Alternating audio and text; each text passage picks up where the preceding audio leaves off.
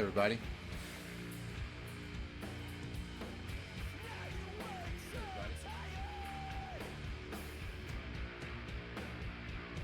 I've been hearing like a little echo of myself or of the song, and I was like, that's weird. It's because I have my own stream up in another window with sound on. Because, professional. So, how's everybody doing on this beautiful Thursday? Beautiful, way too hot Thursday. I'm going to turn this music off. And we're going to go put on the much more cheery Rivals of Aether music. Gonna base. Can I keep it at 50? That's likely to get copyright strike that way. That was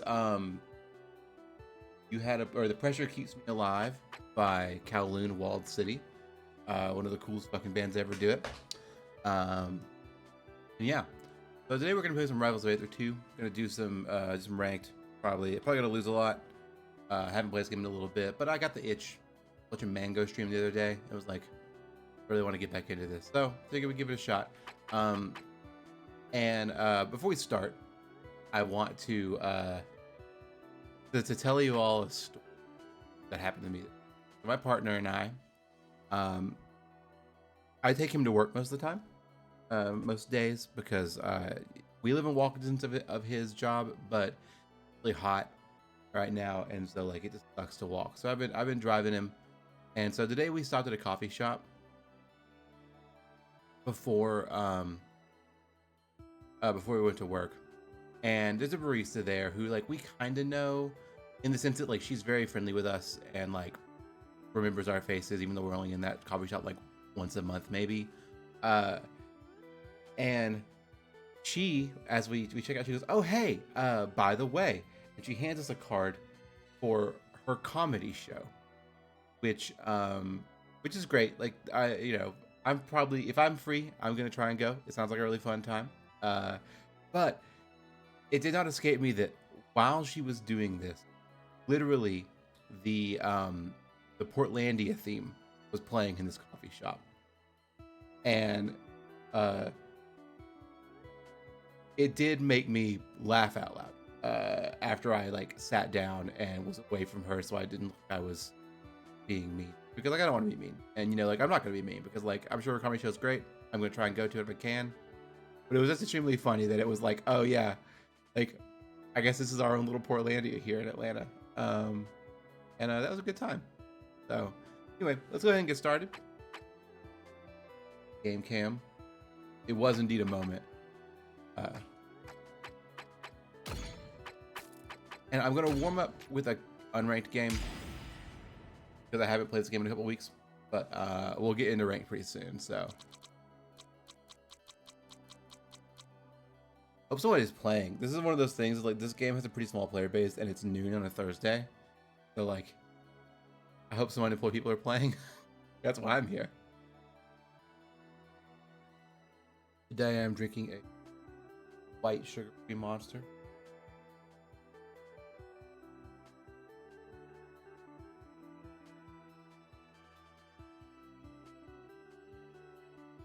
Right, today also, before I hopped on stream, I went over to Best Buy to buy a new gamer headset. You notice me wearing it right now because when I stream, I do not use a gamer headset.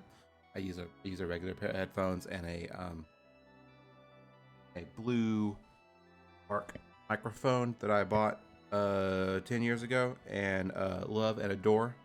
But sometimes when I'm playing like Marathon or something with the boys, and the boys includes my literal boyfriend who sits next to me when we play. I can't use the big condenser mic because I'm talking to him and it will pick up him. So I have to have a gamer headset that I can turn the sensitivity down on. So I bought a new gamer headset. Excited to try that out. But it's definitely a very funny criteria for a headset selection that I'm doing, which is I basically am saying, please give me your least sensitive microphone, because that's what I want. And so it's like I just need the one that picks up the least amount of voices, because I'm in the same room as the person I'm talking to. Very funny criteria for a microphone. Go! All right. So start off there with a Zetterburn Ditto.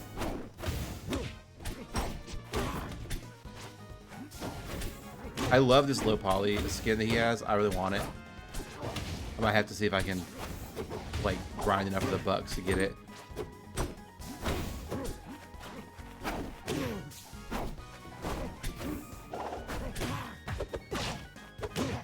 Oh, maybe. Yeah, so we can figure it out.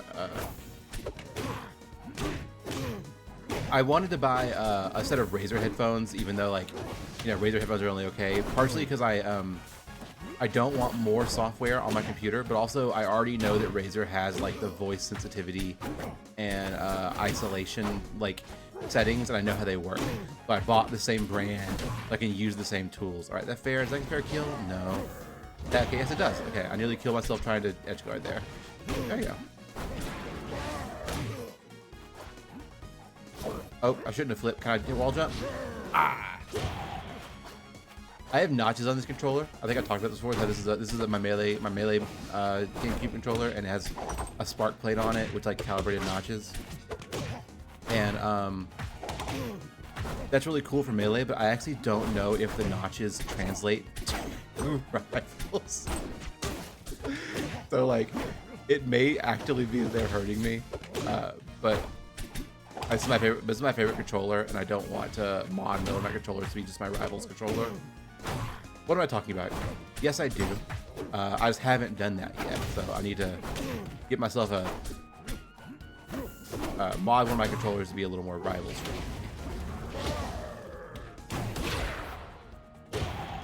All right. So far, feeling pretty good. This is unranked, but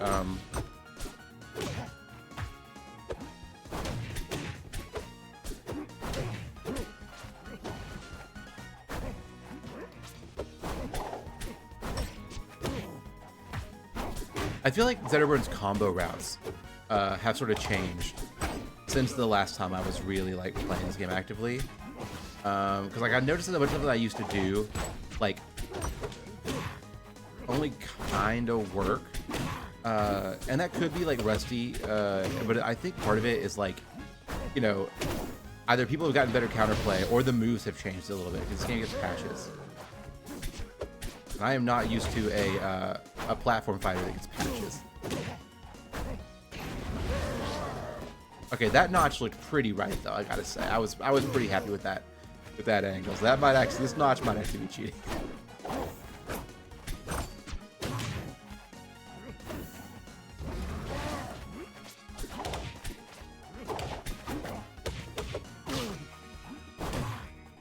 Game. Oh, let's go.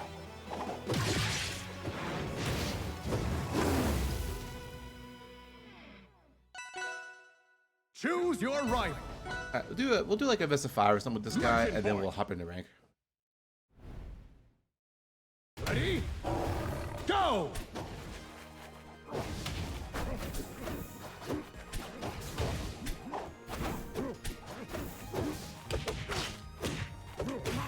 I feel like I'm really kind of getting the itch to play lately, and maybe I'll stream this. Maybe I won't, because it'll be deeply, profoundly embarrassing for me.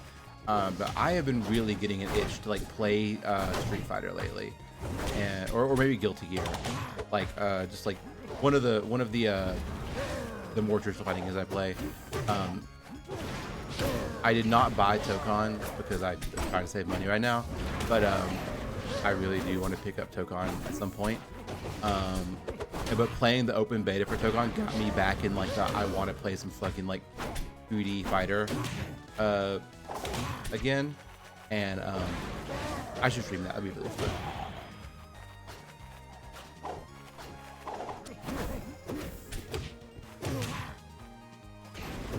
I'm so behind on all the DLC for those games. It's like, I think for Street Fighter, I literally have the base roster, which is fine because the base roster has Ken, who's my boy, but they also added Akuma, who's my other boy.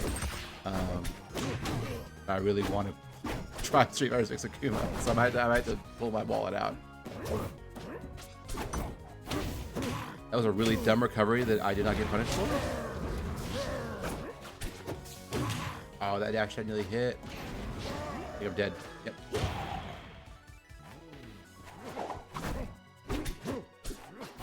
I also joined a one of the forums I'm on. A bunch of old video game players. It's you know, literally forums. They have a bunch of threads about PC engine games and stuff. Like it's like kind of, you know, that crowd. But a bunch of them have been getting into like Third Strike via Fightcade, and I really want to like pop in for some Third Strike because Third Strike rules. Third Strike is the best stream game, and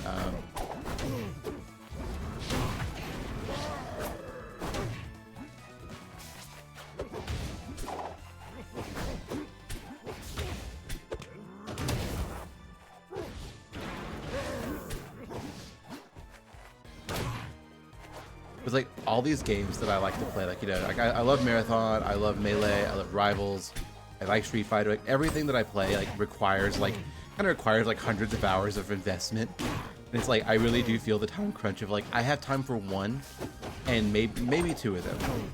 You know, like if I play like, you know, Marathon and Melee or whatever, like that's kind of what I have time for competitive game wise. But I'm a tourist on these other games. I tried to do the fair again. Oh, that nearly killed.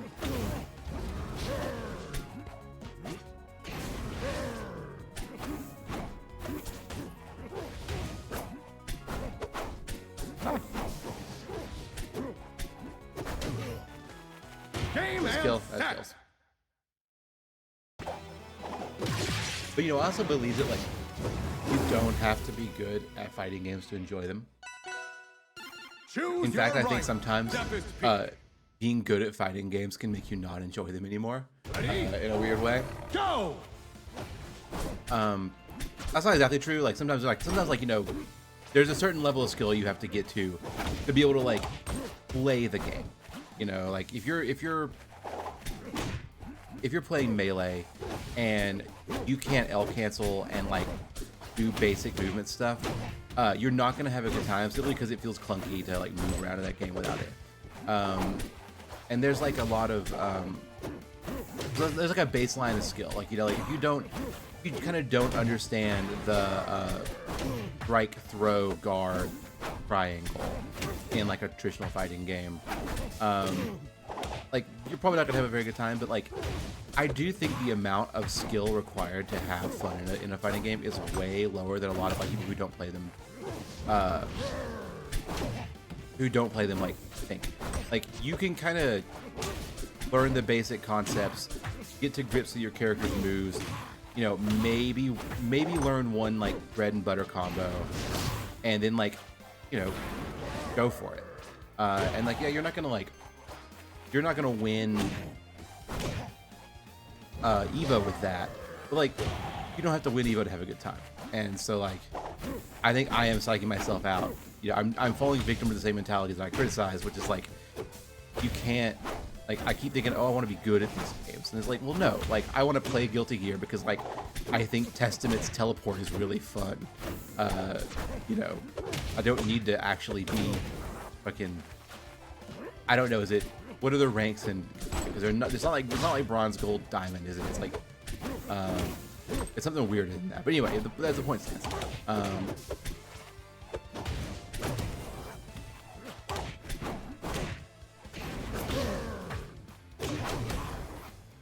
Speaking of Guilty Gear, Bitterburn has a Gatling combo.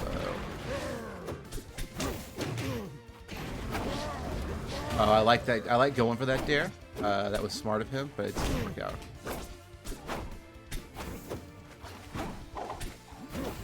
All right, let me focus up a little bit. I was talking and I kind of have not been looking at the game.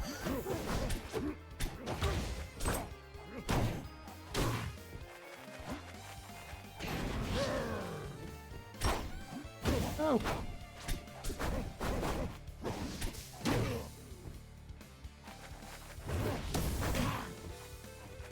Oh, the low poly fire is so sick.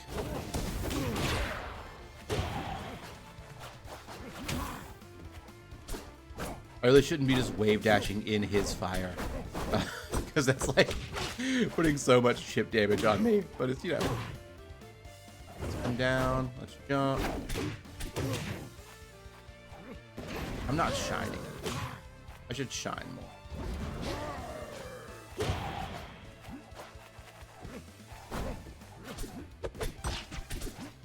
Alright, we brought this back pretty close. I gotta kind of focus up here.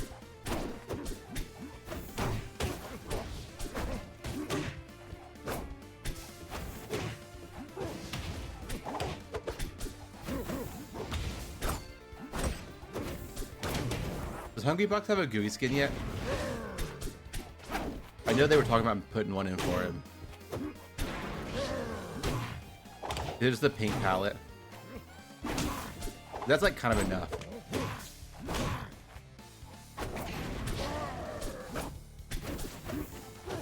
I was watching, I finally watched the CEO of Grand Finals to find out what happened because I hadn't watched it yet, just like because of time, and I was playing Marathon with like a friend yesterday, and who was not, this guy is not a Melee player. Like I don't think has ever played a single fighting game in his life. Like, you know, he might have played Ultimate with me once or twice. He picked Kirby and like, you know, done the whole like float around the stage, down being thing. Like, you know, not a person who's in the scene at all. And he asked me, he's like, Clint, what happened between Hungrybox and Cody? And I was like, what? And he's like, something happened with like this happened, like, I was like, how do you know the name Cody Schwab? Like, cause like Hungrybox, like I know that like people generally know. This is not like a like he's kind of a household name if you are aware of video games, but like Cody Schwab is not. And I was like, okay. And so I watched. It was underwhelming. Like it seemed like, you know, a weird. Thank you for talking about Paris. It seemed like kind of a weird little moment. Which I'm not gonna comment on or say anything, but it was just very funny because it's like it. There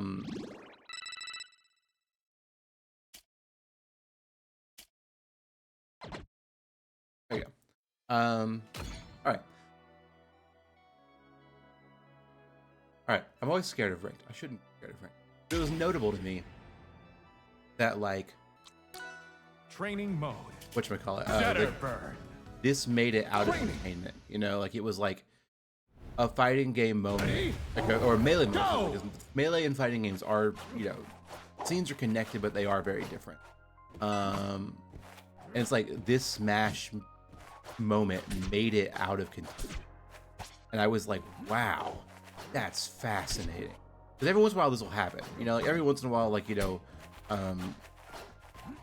games like stuff from Melee, stuff from like, you know, platform fighters makes it out into like sort of wider internet culture. And generally it's very bad when this happens. Generally it's for bad reason. But this one was weird because it was kind of neutral, kind of strange. Zetterburn. And I was fascinated by it. All right, so this is an APSA. So what do I not want to play against an APSA? I want to play you or you. I can't remember what Delta. stages are. I don't really believe stages are real. Ready? Go! Go.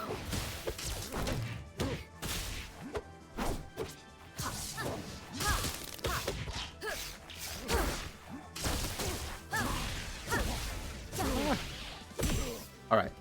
I gotta remember how to play against APSA. So here we go. Oh wow. Okay, I'm not dead. We are alive. We are shocked, which means the cloud sticks to us. It was bad.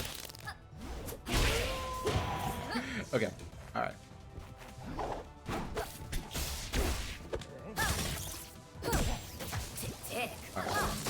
That was fully on me for not understanding that he was going to special tunnel there. Like I couldn't realize that. All right, we gotta do some work.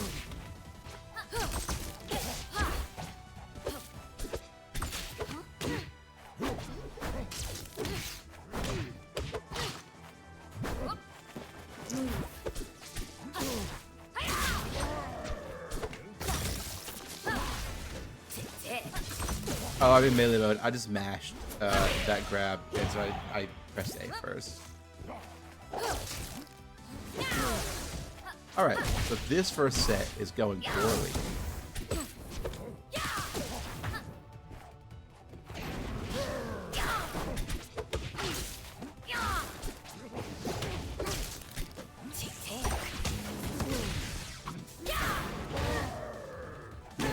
If I can get a stock on Absa, I would feel better going into game 2.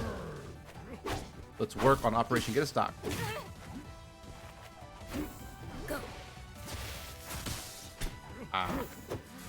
I forgot her up behind a hitbox.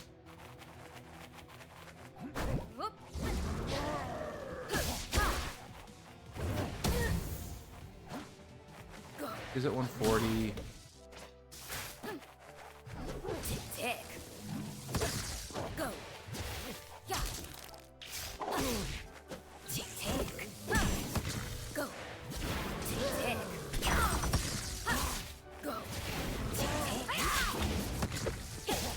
Okay, if I can get a grab. Oh shit, I'm dead. Game!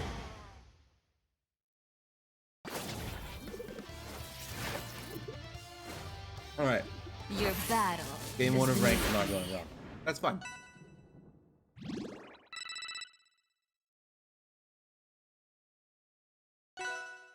Choose Okay, your I was like, right. don't forfeit. Don't just disconnect, because that would suck.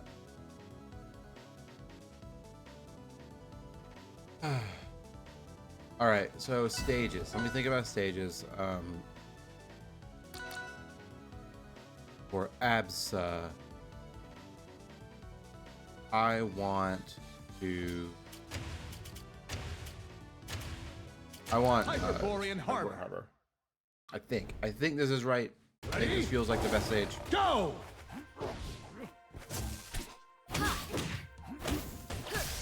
I mean, I play like the literal top tier, so like I don't really think stages are that important for me. But still, you give yourself every advantage you can.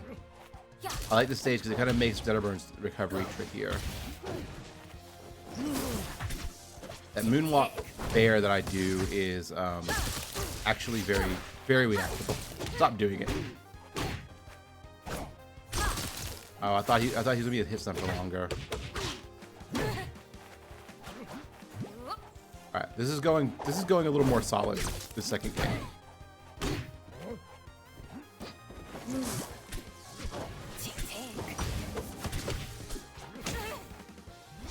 Doesn't matter if I can't get a stop, but the percent to go on my way. I'm feeling like I can. Is your kill? Aha. Take the bet. Take a Spacey. Take a Spacey who's already the top tier in your game and give him a goddamn kill throw. Game's hilarious. I need to grab her. Get rid of this fucking bait. There we go.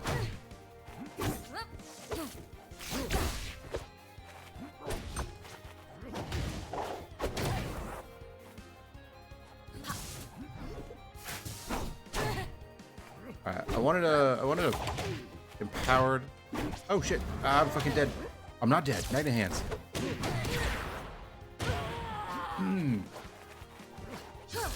See, Zetterburn.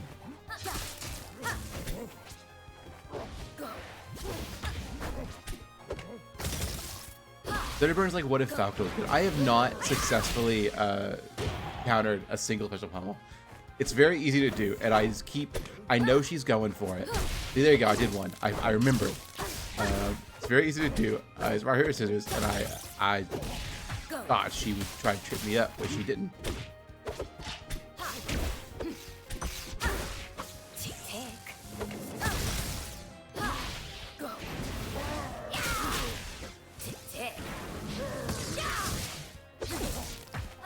All right. Let me think. You leave. Oh no! Spot dodge the grab. You're spot dodging me. Spot dodging is cheating if you think about it. Oh,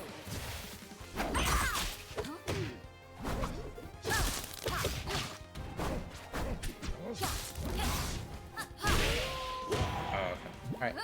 All right.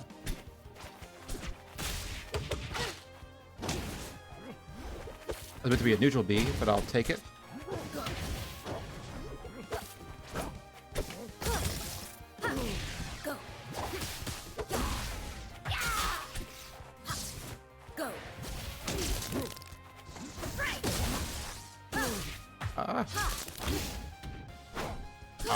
The platform betrayed me.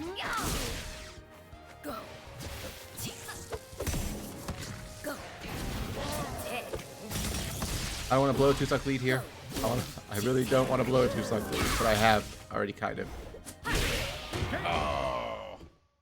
Ah, shit. Okay, that's fine. Your battle is beneath me. No, I'm down into silver because of that. That's okay, we go next. Training mode. Zetterburn. Training. I don't know why I'm playing the green varsity. Ready? Go! Red one's better. Because the green one's combo breaker. So I guess like special combo breakers again.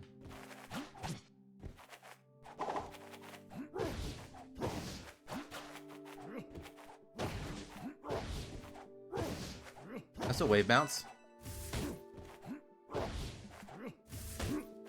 Kinda.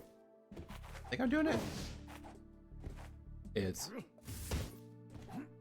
Yeah. Yeah, it's a wave bounce. Choose your rival.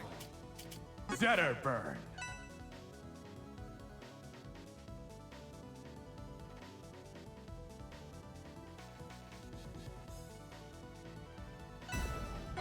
All right. A Lorena. I don't want to go to Bill's Vale. Dojo. Going to Battlefield. Ready? Go! I didn't know Lorena had a Macho Man Randy Savage skin.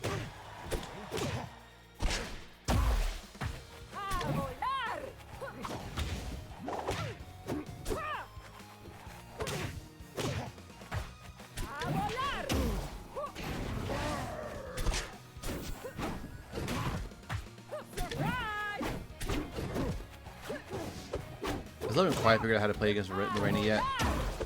But we're gonna learn together. Don't let her hit that. Oh, God damn it. With the parries.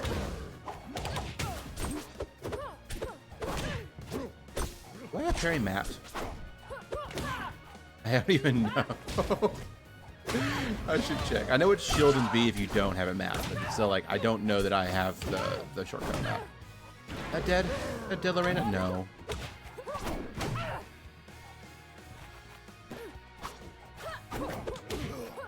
That was stupid. I was really just waiting for them to run into me there.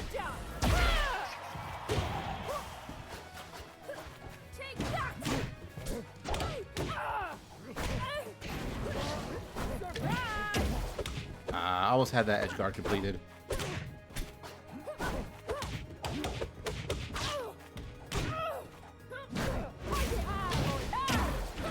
Oh my. Oh. That was brutal. That ripped. I can't even be mad at it. Alright, on the board, on the board.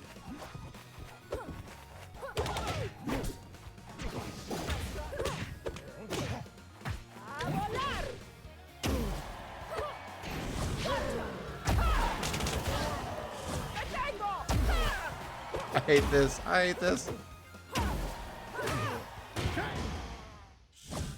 Oh God. Levántense! Another victory for my people! Choose your rival. Alright, what does he ban? Okay. That's what I thought. I want Merchant Port. Merchant Port.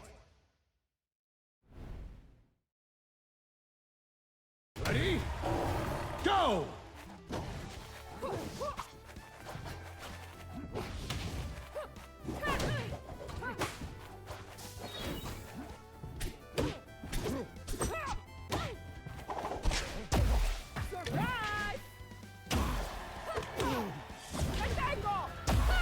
I need to learn what... Okay, I just don't want to be down there. I just don't want to be the low stage of the Lorena because she can live forever and killed me. I think she gets her jump back whenever you get grabbed by that fucking move. By her grappling moves, I think she gets her jump back. But like, she can live down there if she wants, as long as she's grabbing you. So I need to just not contest that space and DI out there. And I think she can follow the DI with something else, but she has to show me.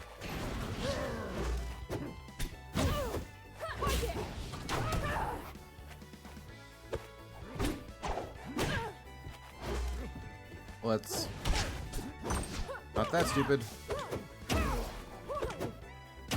Out. Oh no, that was the wrong one to do it. See ya. Thanks for hanging out.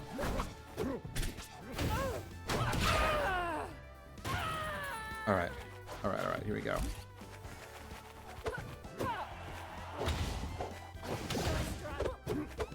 Okay, my lasers are too predictable. She's parried like half of them. There's too damn many.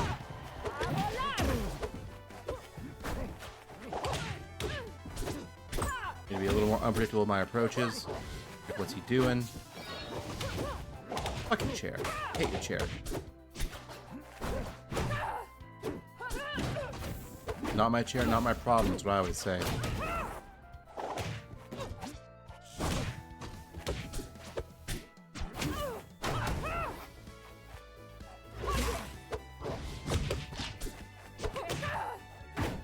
It kind of seems like the play against Lorena is to not get hit.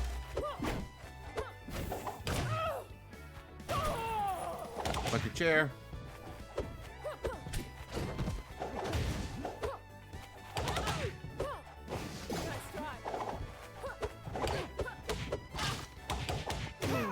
I need to win this game because I can win a game 3. I can feel it. I feel myself learning. All right, up. Wrong.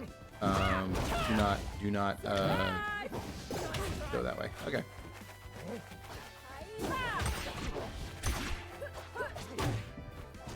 Get the chair kind of out of. If I hit it, it deactivates it, right? Or I forget. Doesn't matter.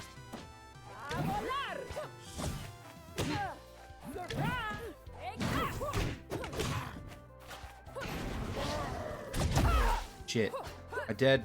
I'm not dead. Go to ledge. Get the ledge dash.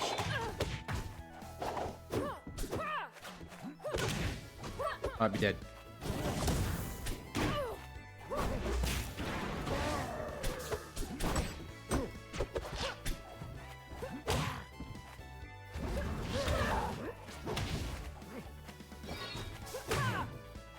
Game and set. Fuck. Levántense! Another Wow. victory for my people! All right. Keep it rolling.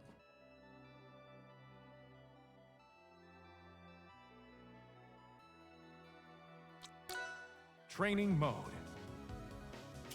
Zetterburn. Training. Ready? Go!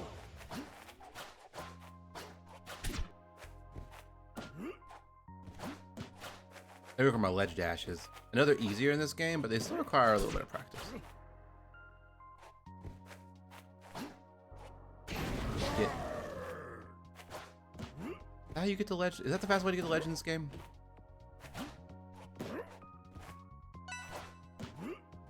Guess you could do. That's not very fast.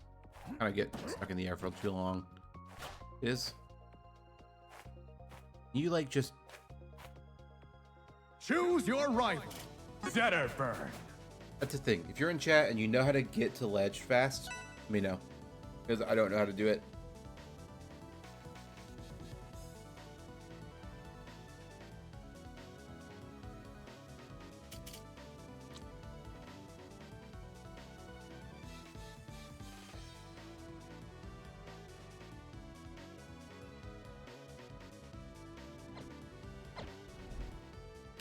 Oh, dang. Oh. Ranked ends in 12 days. Okay, so I gotta kind of grind to get my rank as far as I can get. start playing next.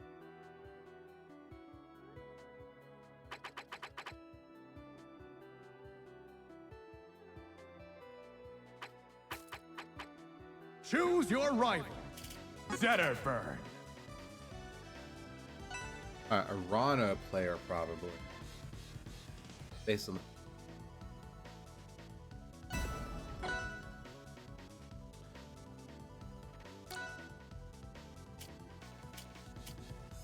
I just don't like Jules Vale. I just don't like the weird tall platform.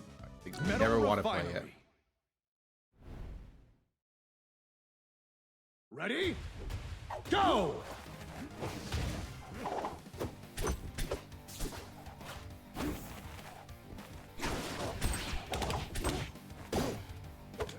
Oh, I'm so predictable. That's how you know. Anytime you get parried on a shine like that, it's like, oh, okay, you got to be a little squirrelier than that.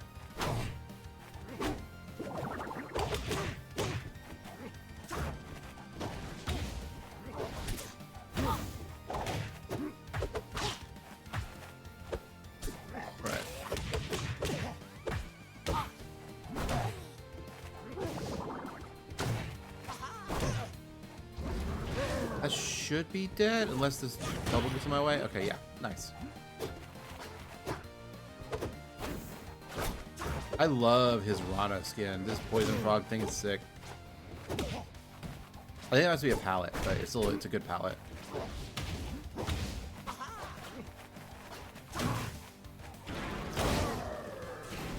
Remember in Rivals 1 how you could there were palettes like you could just define like, oh, this thing needs to be like this hex code. I had some fucking sick skins made. I think I'm dead. Go too deep. I should have down B, then jump cancel up, wall jump. I think is what I needed to do there to live. If I even could have done that. That was like my best shot.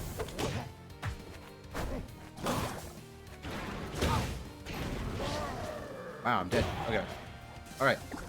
We got some work to do.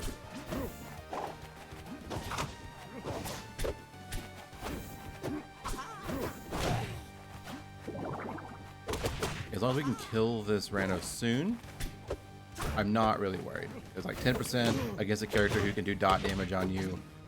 Isn't. I just don't care, you know?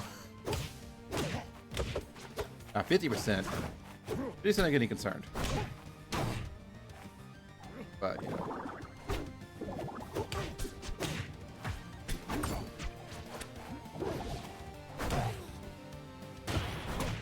Alright. 55%. We'll work with it.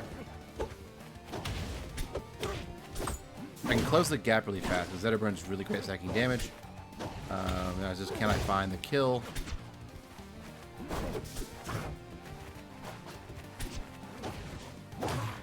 Hate this frog.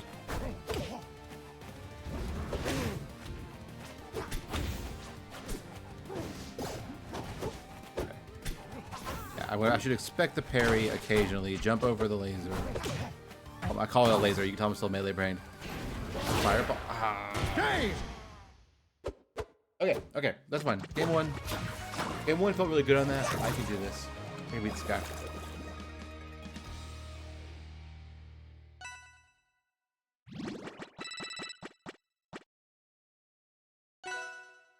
Choose your rival.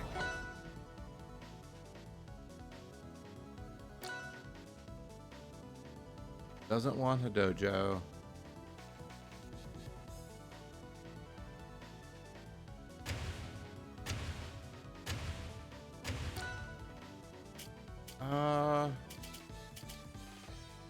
I want Hyperborean Harbor.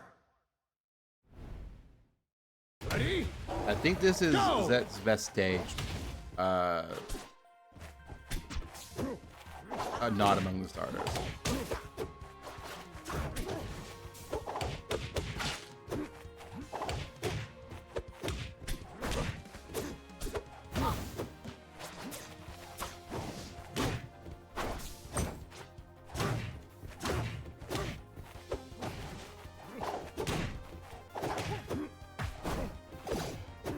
Ah, shit.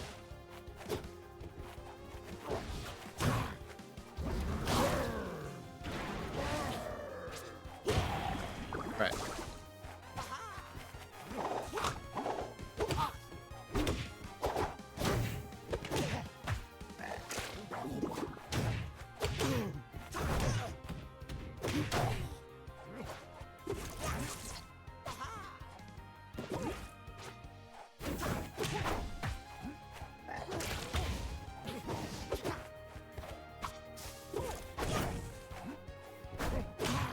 That's the one trouble with Hyperborean, is it's hard to cover recoveries because like they can go so many places other than the ledge. Okay, he failed to capitalize on the. Okay, I lived. I did expect to live there. Kind of thought it was over for me.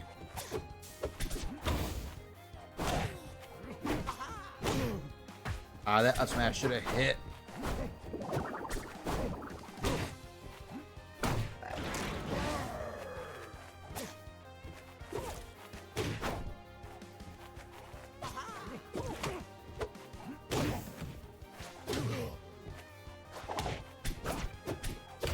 I can deal with him coming to the stage like that. I think I figured it out, but I have to execute on it. All right. So finally I have a stock on the board, which is good, but I'm okay. I gotta do some work on this stock.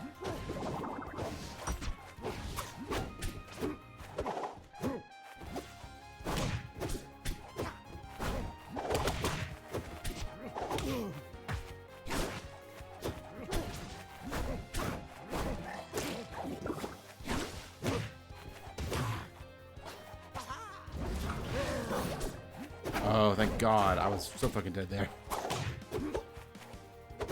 Alright.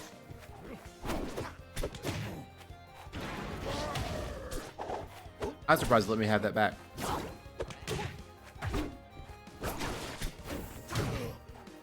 Alright, I need to tech chase there and not just go for the immediate up air.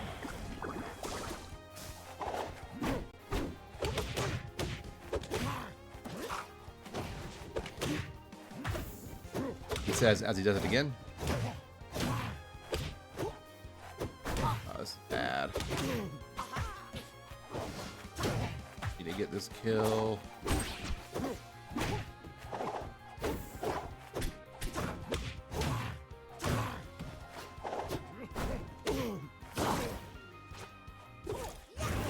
Game and set.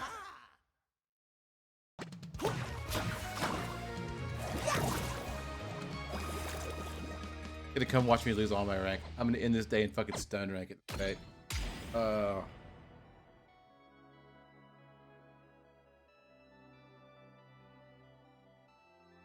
It's okay.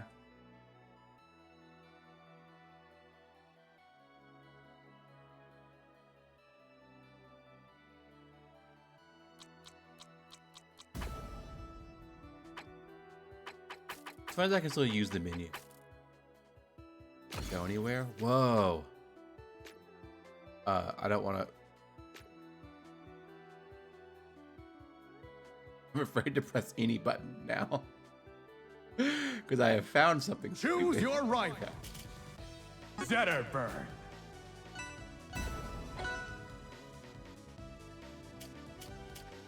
Alright, Olympia. I don't want to go to Jedi Delta.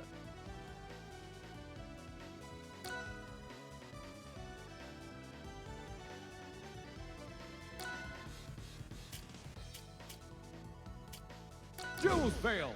All right. Ready? Go!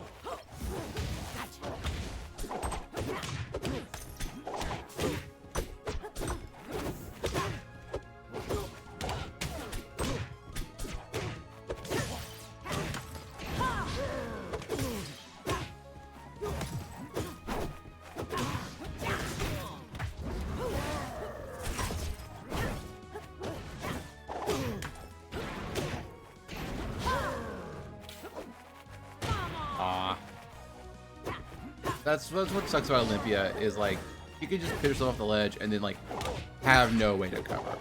Like it.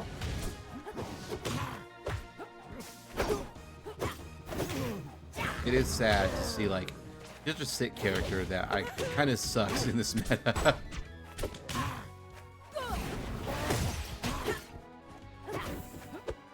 Oh, when she's on stage, she rules.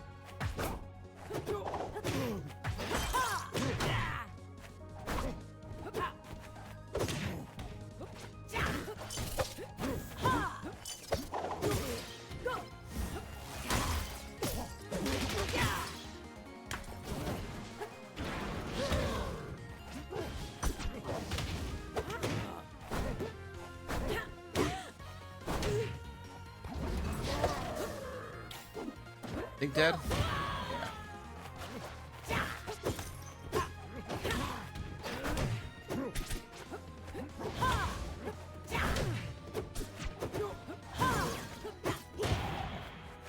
Yeah, this is good because like Zetterburn's a character who, as far as I know, is really good at getting you kind of off stage, which most characters can just get you a cover. But Olivia, getting her kind of off stage just kind of works. Kind of like Falcon in Melee, how like if you ever get him below stage, he should be dead.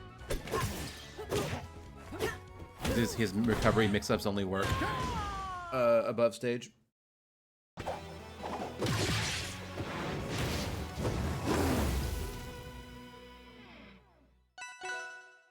Choose your rival.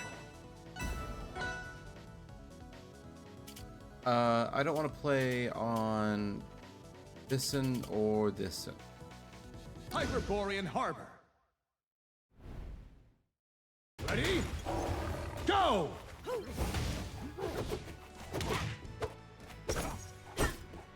Okay, so the crystal still has collision, so you can't fire a projectile through it? Is that what happened there? Even though it was like broken? Or did she just like nair it? She might have just like aerial the laser, and I thought it was a crystal doing it.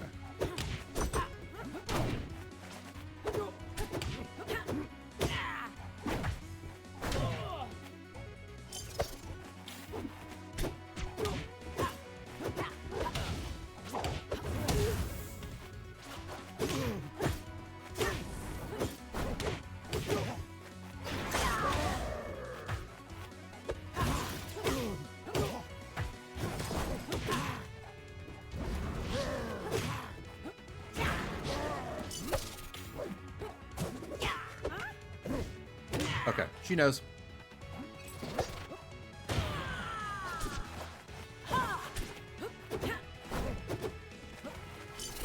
Oh, you got it. You can come back. And I'll take the points. I mean, she's bronze. I'm not gonna get that many points. But like, I hate to win like that. That sucks.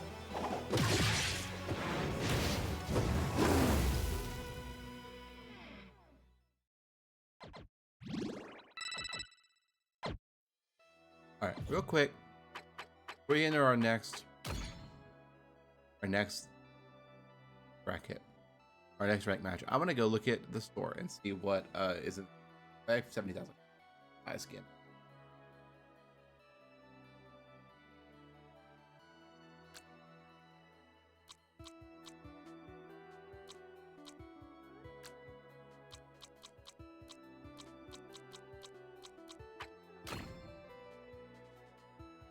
I have 50 more bucks. I have 420 bucks.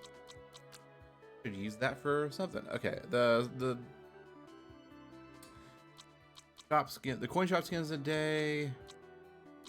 I don't have enough for the one I want, so that's fine. Also, I don't play Forceburn, so I'm not. But let's look. I want to see Zetterburn. Well, this rips. This also rips. I want to look at skins. Where's low poly? Is this low poly?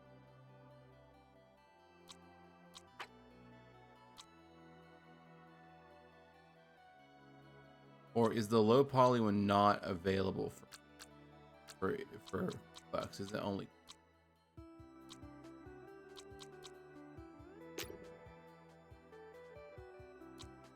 That's the first low poly bundle.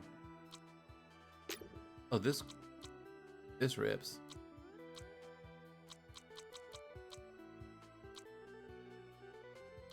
Not interesting.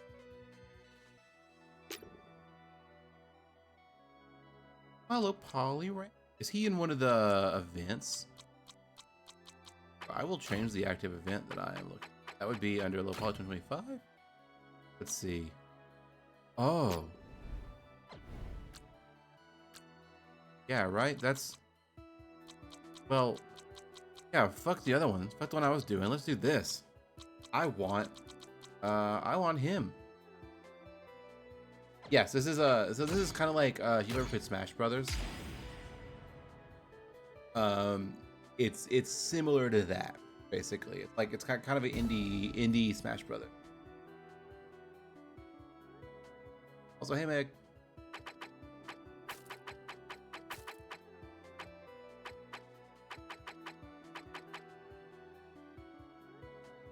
All right, we've been losing a lot. We just won our first ranked match out of the first before we played, and it was kind of not a good match. So hopefully we'll get a better match, a better match out of this. Oh yeah, the live button on Blue Sky is cool.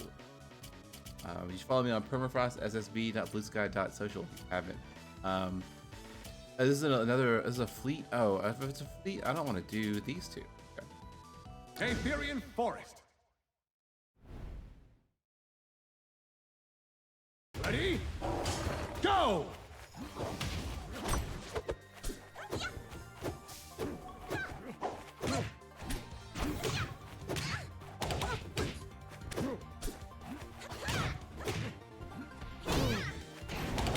Yeah, I really like the. Am I dead? Dead. I really like the art in this game. Really, character designs are a little much, but these are all like we're both wearing like kooky skins that you buy, so like it's fun. This fleet is fucking me. I gotta focus up just a little bit.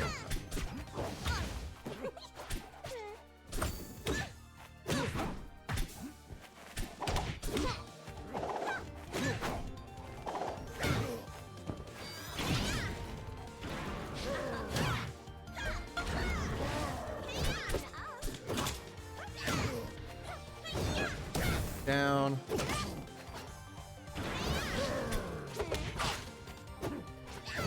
I really want. I should have tried to do the. Oh, Mr. Gamer Watch. Is Mr. Gamer Watch fan? That rules.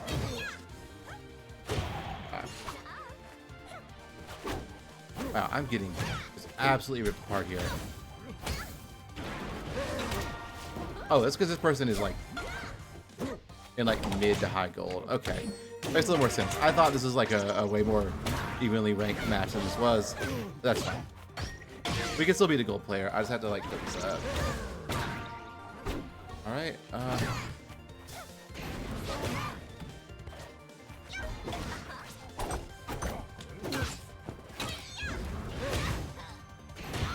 I'm dead. I got the kill and I'm dead. Okay. All right, we gotta do a little thinking on this one. Choose your rival.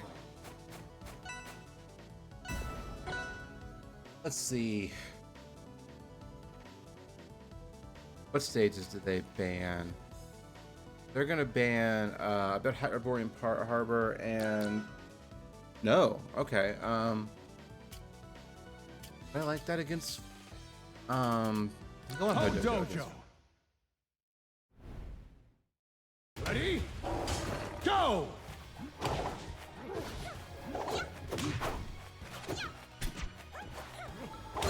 All right. Now my job is to not get caught in her bullshit.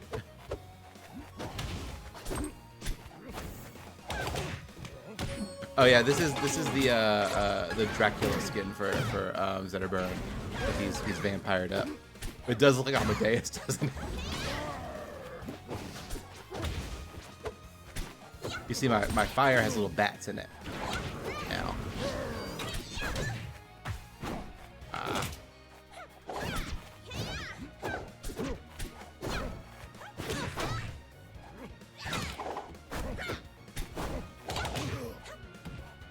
Oh yeah, the crazy hair does make it look. Oh, sorry.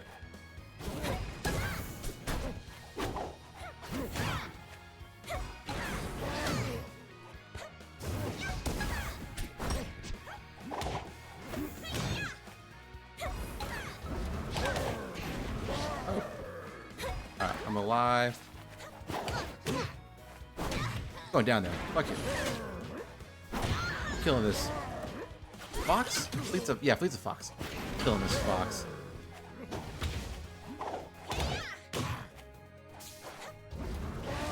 Oh. Hit me again. Oh. Okay. That's fine. That's fine.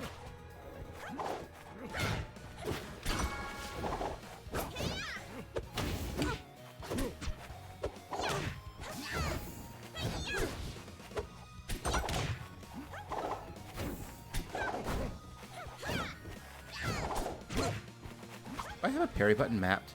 No, I don't. Can't even parry.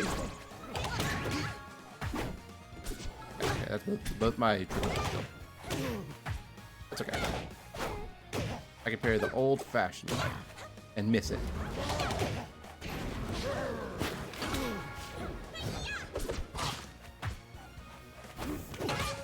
But yeah, Meg, I have been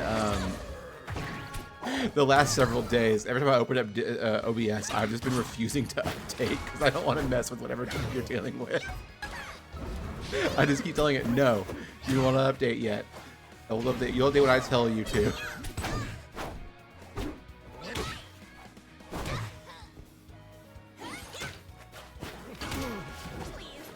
Dead? No, you're not dead.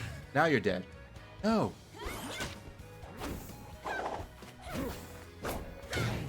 Oh, that was silly of me. I knew that. I knew better than that.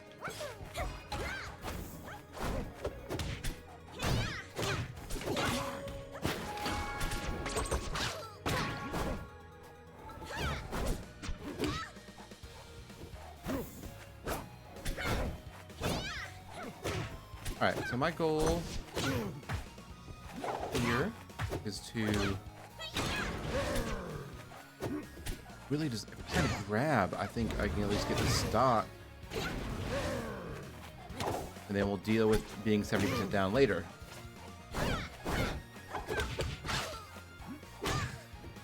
A dead? No.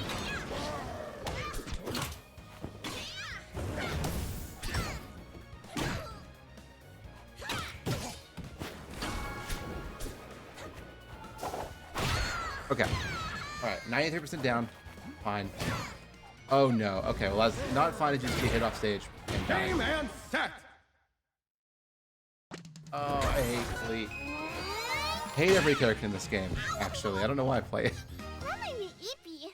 There's not a single one of these characters here. I'm like, oh, they're fun to fight. That's not true. I'm just mad. Last time you didn't update when the crazy code thing happened, so I guess like, so I was there. I will. Yeah. We'll have to figure that out. What's going on with that? Because that's such a weird problem. I thought it was on my end. Whenever I was watching you the other day, but... Oh, okay. Anything like anything particularly interesting you got out of the demos? Another fleet game proceeds to torture me.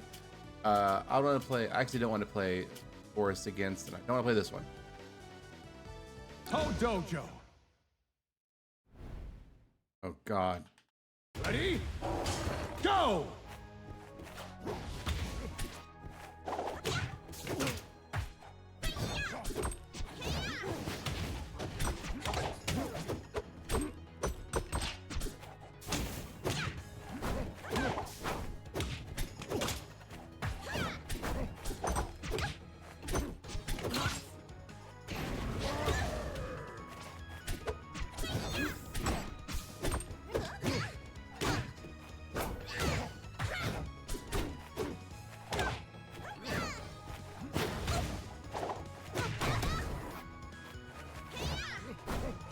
Sorry, I've stopped talking because I'm ready to win a match. Oh, fuck me. Okay, I'm not dead. I'm not dead.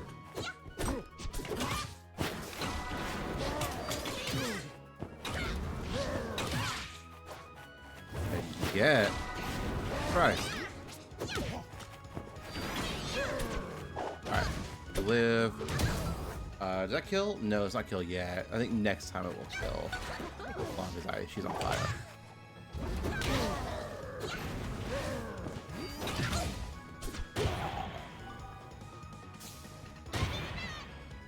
Oh.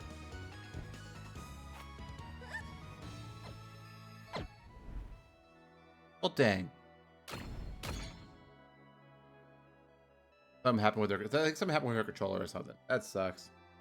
All right. Kind of a brutal day, frankly. I either lose or get handed a victory because of like someone SD or quitting the far. Kind of sucks. Some days are ranked just like that though. Like it's kind of a small population plays this game still, so like if you're not like, you know, if you're not like actively grinding it, it's gonna be hard to win ranked game. Connection issues are common and stuff like that, so like it's okay. Game probably worth the under $3 price tag on sale, but I want to try the other two before I can do that. Right there, called Hedgehog something about Child of the Sun. Child of a Sun.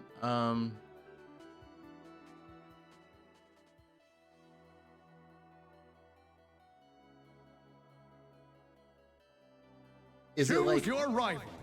It's not the game Children of the Sun, right? Like it's not the game where you're a crazy magic sniper lady killing cult members. Okay, Zetterburn Ditto.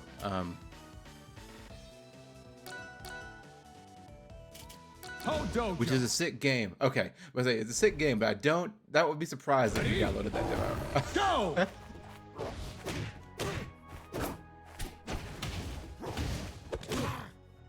A Zetterburn.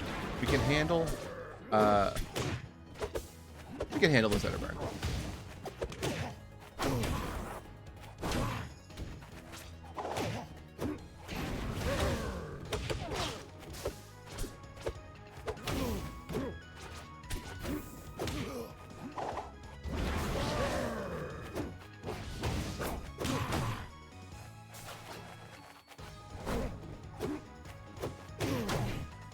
Love a cult documentary. Have you seen? This is not a documentary. This is a fiction film. There's it's like a found footage horror movie. I forget the name of it. I'll have to look it up after this match. But it was directed by Ty West, and it's like this horror movie about like a Vice documentary crew going to this like one of the director's girlfriend has been like is like at this cult he's a part of, and like he goes to visit her there and gets like, and like that's the day that's like they're doing the mass suicide. I forget the name of it, but it's I'll look it up. And I remember that movie being pretty good.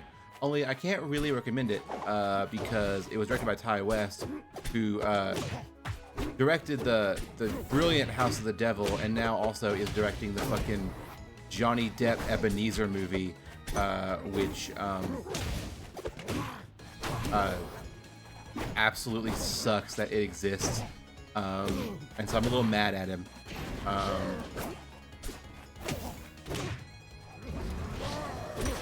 I know everybody else knows Ty West from X and the Maxine that spin off of X, but I haven't seen those movies, and so I only know him from his first two movies. I don't know, but yes, kind of. It's stupid. Yeah, it's already all about Ebenezer. But apparently, it's the man.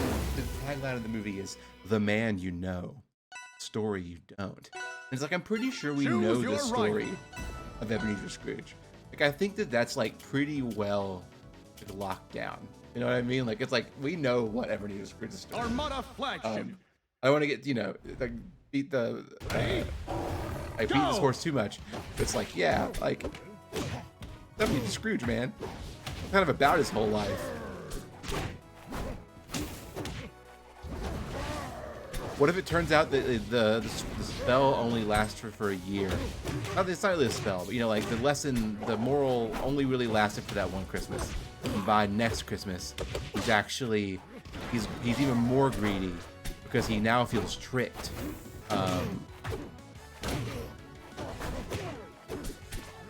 Oh, of course.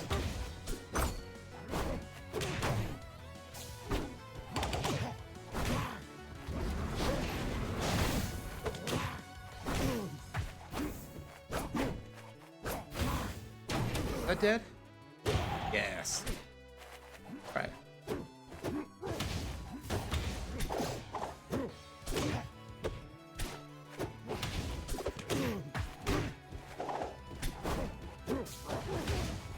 They do talk about how generous he is to the end of his days, so.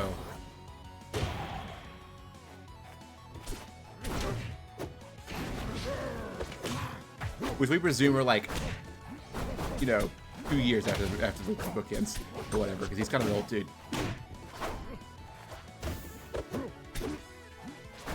I actually do not know how old Scrooge is in that, because like Michael Caine is 50, early 60s when he plays him. So many days left, actually. Come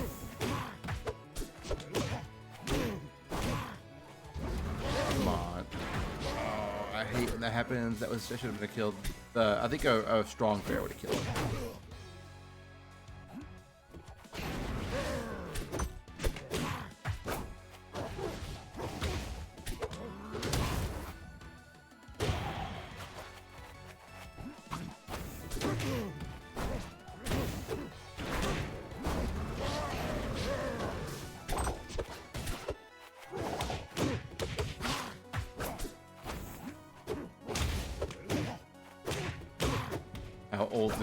How old does Ebenezer Scrooge live to be? And other questions.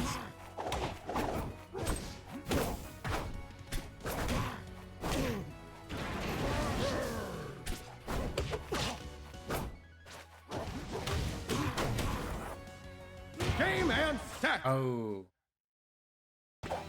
I think he's DIing up there because that's like it just is only barely killing. I think if he dies out, he lives. Why don't get the cool like explosion thing? All right, we're getting back into gold, at least. I think 900 is the 900 rank points is the gold threshold. I have to get back. I have to beat like a gold person, I think, to do it. Because if I keep fighting other silvers and bronzes, it's gonna take like. I can beat one person who is already in gold, I think. And then I can buy another one of the cool ranked skins. So I think I'll have 600 of the little doodads. Oh, hey, check it out. Some AI viewers. I'll kill you.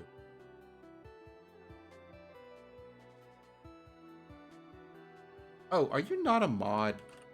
Meg, let me... Not that you have to be in my stream and watch all the time or anything to double check, but like, just so when you are here, you can do stuff. I have modded you.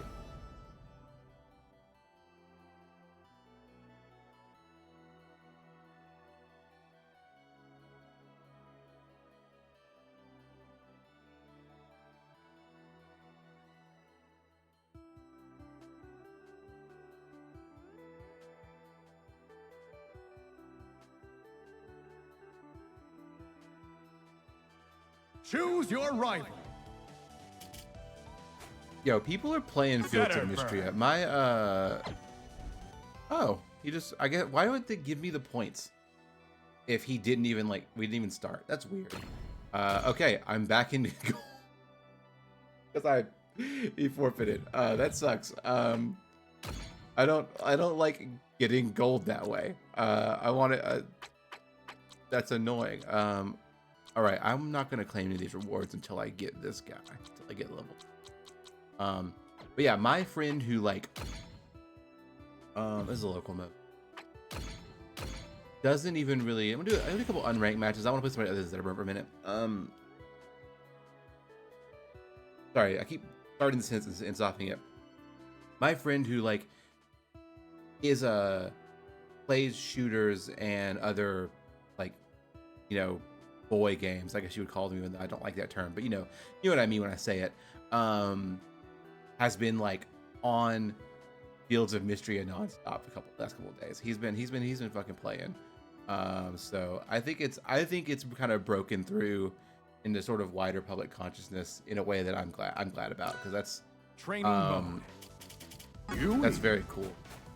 We're gonna play Goo Training.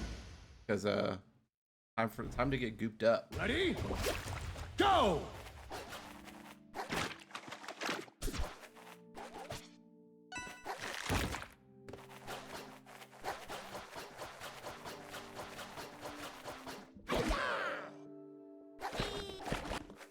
Got a lot of mind stuff in the little I remember.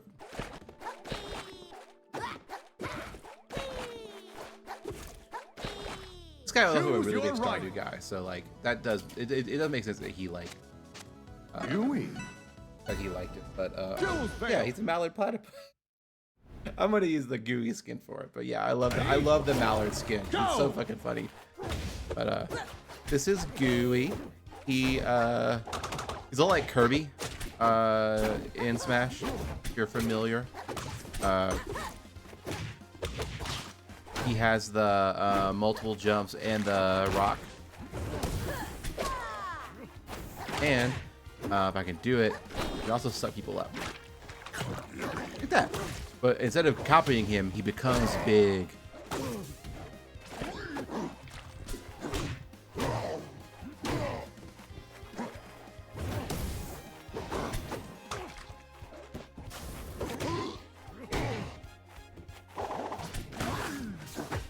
So I was talking about this before you joined the chat, actually, Meg, which was I was talking about how like a lot of the games that I'm interested in playing and streaming are games that kind of require you to put 1,000 hours in them to be like truly good at them, like, you know, like fighting games and like competitive shooters and stuff.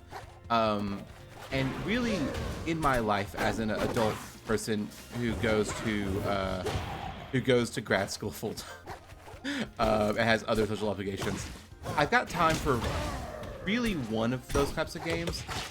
I stretch it to make two, you know, like I play Melee and I play Marathon. But the cool thing about like games like this, like competitive games, is that you don't have to be good to like them and like play them. You know, like it's really cool people who like download Street Fighter and like, you know, just play and like are like, I'm not gonna spend, you know, the several hundred hours it takes to like learn the combos for my character and when to use them and how to do it. I was gonna go and play. Like you could just do stuff and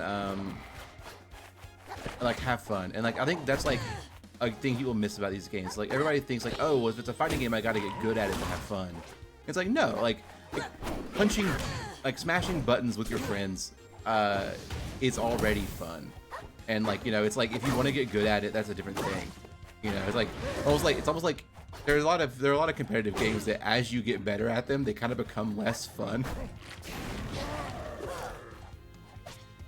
Because it starts to be like a lot more like work. This is not my pitch to get you personally into fighting games. This is something that I was thinking about. And you said like, oh, I'm not very good at Smash Brothers. It's like, you don't need to be good at Smash Brothers. Smash Brothers is like, you know, a game that is fun. Even actually, I think a little more so if you're not very good at it. Like it's like you have a bunch of people who can barely play, or like only play like the casual modes. Like that's the most fun you're gonna have with that game.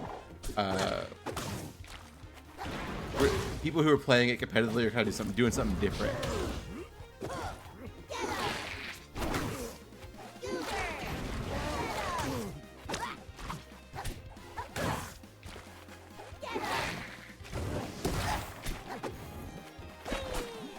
Yeah, like speedrunning Stardew. Like, speedrunning Stardew, I don't think is as fun as playing Stardew. But also, at a certain point, you kind of get to a point where that's like what you can do with that game. Yeah.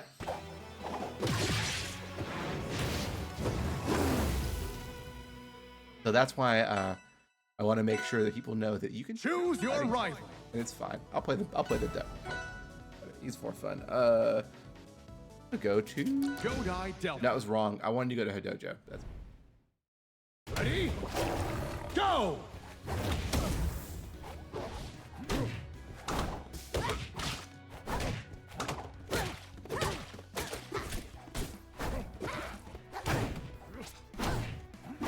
for sure. I think that like people I think that like that space has had a lot of people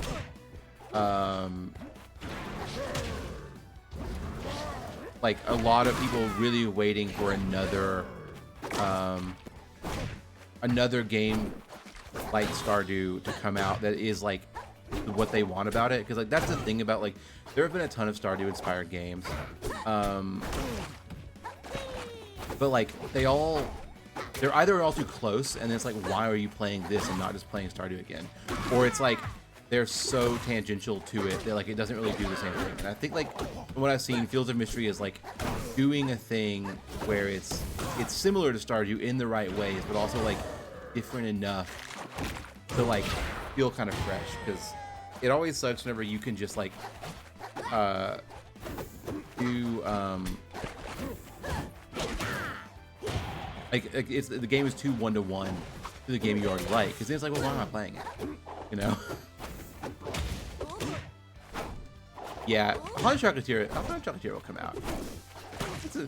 A Hollow Knight Silk Song came out. We're gonna get Haunted Chocolatier.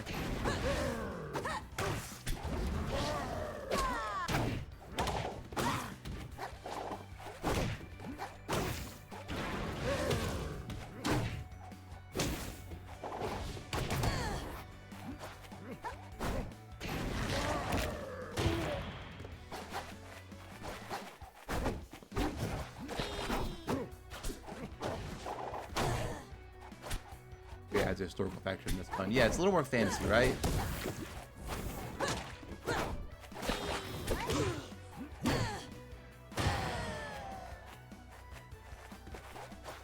Oh, Dragon Boys.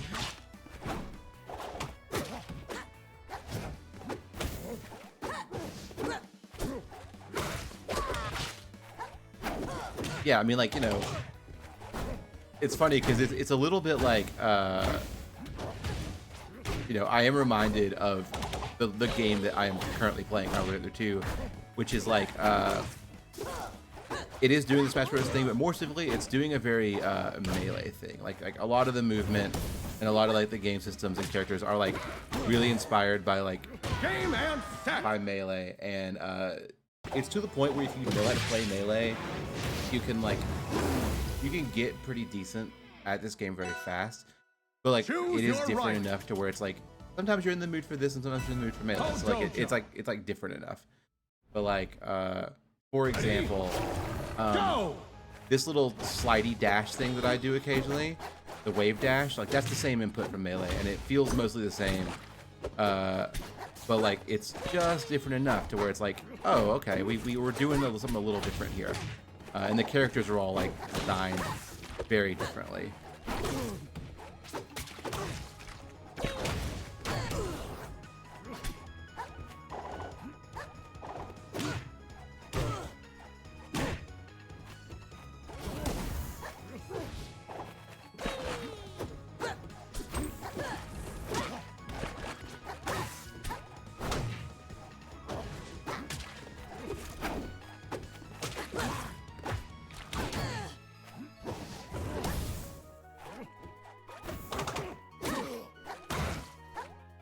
I would play some melee on stream, and I like playing melee on stream, but the problem with that is like I haven't set up my VODs to not have my music playing, because like you don't, like, you know, you can have it set up where like if you have music playing, it will not save in the VOD, which is nice because it means you can upload your VOD and not get copyright struck. But the online mod for Melee doesn't have music, and so it's like 7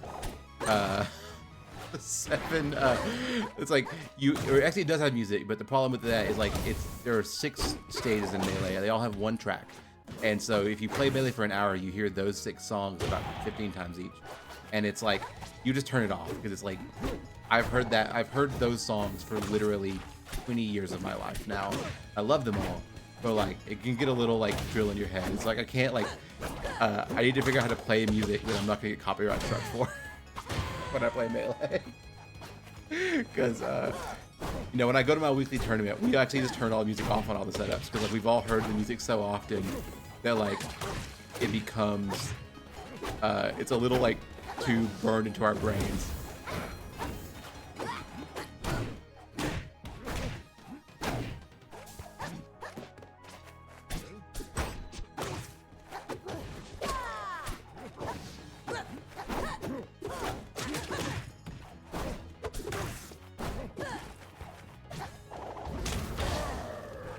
I think I could have killed him if I got that dare. Game! Oh.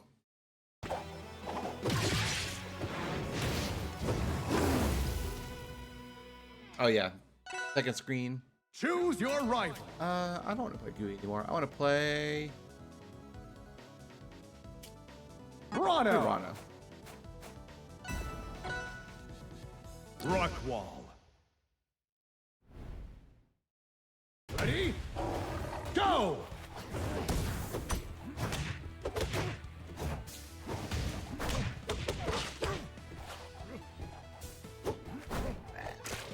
Oh yeah, that'll be fun. Give me some mist. It's funny. I've had you on as my second screen entertainment whenever you were playing Mist, and that's a very funny way to engage with that game because like I'll be doing something and then like you know I'll hear a weird sound and I'll look over and it's like, oh, I guess there was a door in the tree. Okay. And like you're explaining it, but I've kind of missed the context. It's a very mysterious game in that way. Whenever I'm like half watching it. Like, oh, she's getting in another weird elevator. I guess the game like loves weird elevators.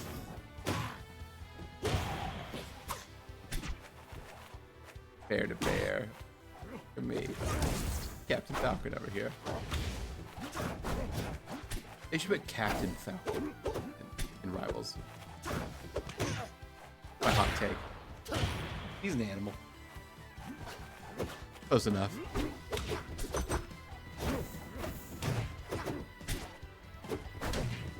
Yeah, the no inventory is crazy.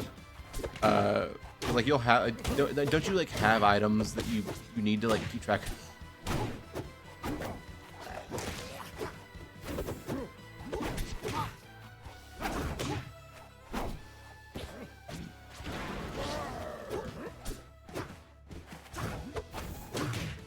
Yeah, this is like one of those things that I think about occasionally because like I do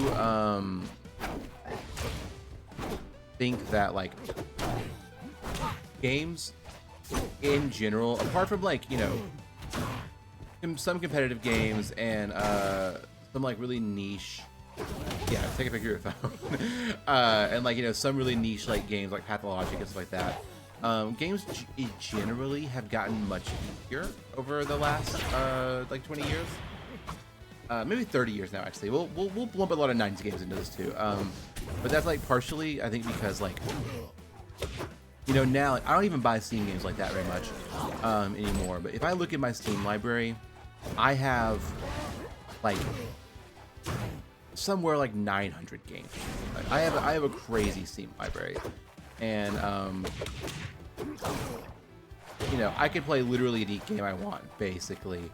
But like, if I was like, you know, if I owned an NES in 1985, I probably had 3 games, maybe, you know, maybe 3 actually. Like, I think a lot of kids like had like less, and so I was like, oh yeah, like you can, if you know what you're doing, you can beat Castlevania in 30 minutes, not even really speedrunning it, and you know, maybe it's like it's really short because of that. But whenever it was, you know, the only game you had, you know, the way you do it is you have to like lose that game a lot to learn it, and so it's like, oh, the difficulty was like sort of like a link, Game and set. and it's like, oh yeah. And nowadays it's like, oh well, if I lose at the game, I can get frustrated and go play one of those 980 other games I have in my library. Choose your rival. And part of me thinks Fire that's worse. capital. You know, like sometimes you need to sit with a game and be Ready? like, Go.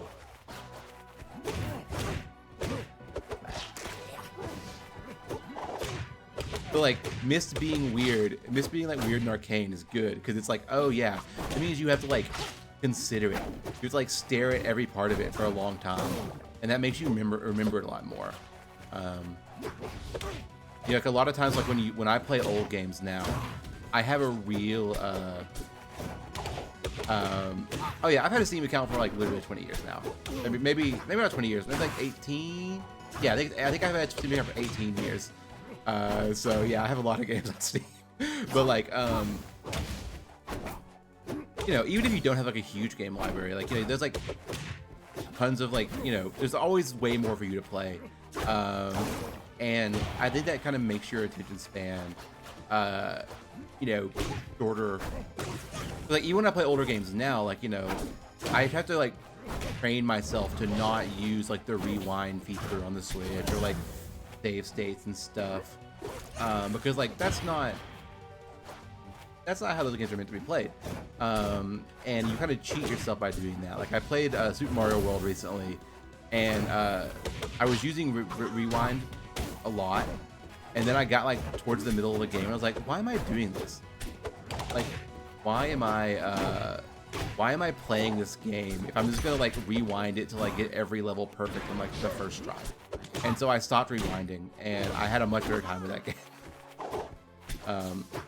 And I've played Super Mario World on a Super Nintendo and on the Game Boy Advance version on a Game Boy Advance. Like I've played every version of that game. Like I've done it without rewinds plenty of times, but like, you know, you have to force yourself. If the option's there, you know. I wish I could just forget though, because like, yeah, that would be great. But the way you had a better time when you played older games. I keep messing that recovery up. I don't know, and I don't like to be the person that rants about how old games are better. But I don't think they are. I think, like, you know, generally, like, there's a lot of like really stellar games. Like, I bet the best game of all time actually has come out this year. We just don't know about it. But it's like the environment in which you play them and learn to love them in is very different. And so,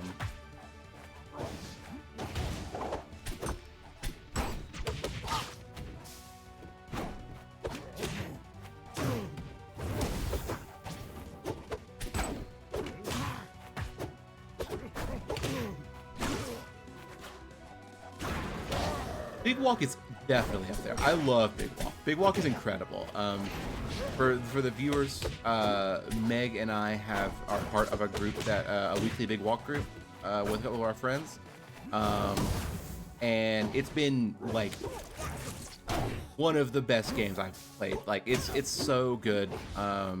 Everything about it is like beautiful and considered, and it really does feel like something special. Like I was really worried about Big Walk. Not that I would not have a good time with it, but like that Big Walk came too late. I've been worried about it. I gotta pay more attention to the game because I'm just being twisted over here. I was really worried about Big Walk for like the last before it came out, because like Big Walk got announced and then like Peak comes out. Like I think Repo, Lethal Company might have already been out, but like Repo, Yap Yap, Are We There Yet? Like a ton of other like quote unquote friend slot games that like sort of are doing a very similar thing, like came out and kind of had their moment before that game actually like got released. And I was worried that like, oh no, like they took too long on this because a lot of the games I'm talking about are very good, but like they're very clearly like less considered than Big Walk. And I was worried that like, but that wouldn't matter. Like, oh well, this game is like people have had their fill of this style of game by the time this game comes out. But it seems like no. It seems like actually everyone loves Big Walk, and it's actually doing super well. And I keep seeing people streaming it. I haven't watched any streams because I'm trying to not be spoiled on anything. But like, it does seem like people are really picking it up and playing it, and that is great. I do think that like my favorite two games of that genre, like of the sort of friend slop genre, Big Walk is far and away number one, and then second is Peak. Peak is incredible. Peak does feel like the other exception to this rule, where it's like this game is actually something special in a way that like I think a lot of other, I want a better term than friend slop to say, but other friend slop games. Game and set. Again, we will try Peak at some point. Joshua and I played a lot of it. It's really good.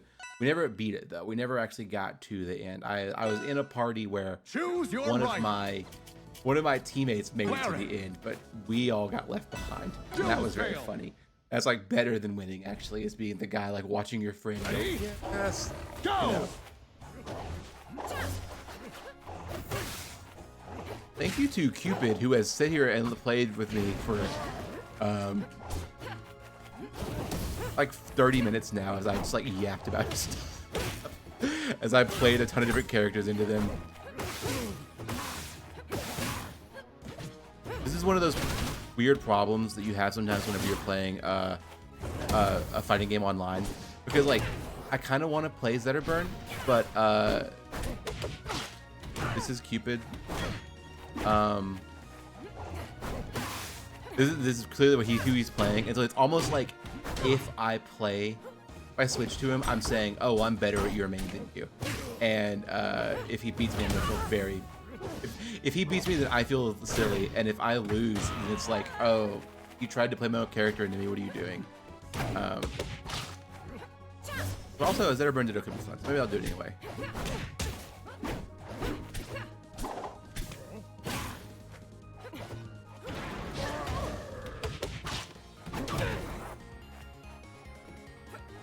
If I can jump back from that, I can wall jump. Oh, I went the wrong way.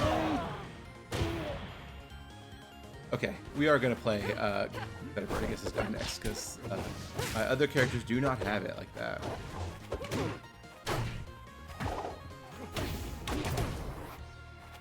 Oh yeah, I'm an absolute one trick when it comes to games like this. Like I am playing other characters kind of just to mess around. When I play ranked or when I'm like playing like seriously a tournament, I only play one character. I am in Melee too. I only play Falco in Melee. I have other characters like that I play in friendlies, but when it comes time for bracket, I'm pulling out the bird.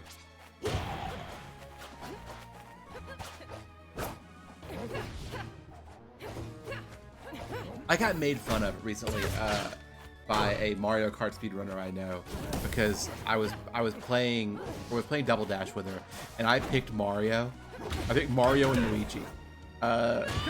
And she was like, "Why are you picking Mario and Luigi?" And I was like, "Because it's called Mario Kart. Mario's the main character." And she was like, "That's just the boring choice." And I'm like, Choose "You don't your understand. right. Zetterburn. You don't get it if you think Mario is the boring character. The best." Ho Dojo. Ready? Go!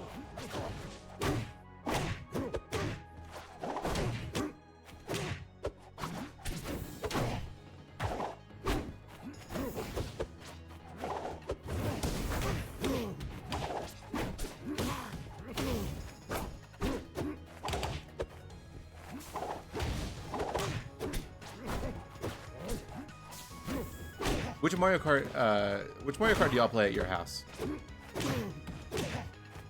I know the Switch has several. Do y'all play 8 or do y'all play one of the ones on the classic?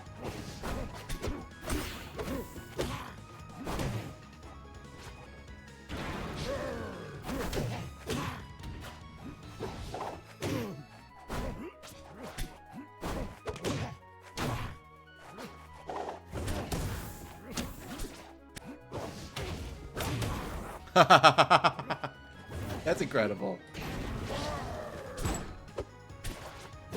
Play them all.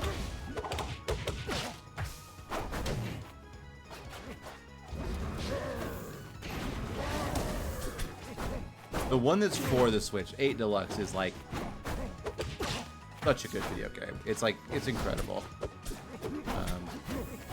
I like the newest one on the Switch 2. Like I bought the Switch 2 bundle with it when I bought a Switch 2. And it's like, it's really good and I like it a lot.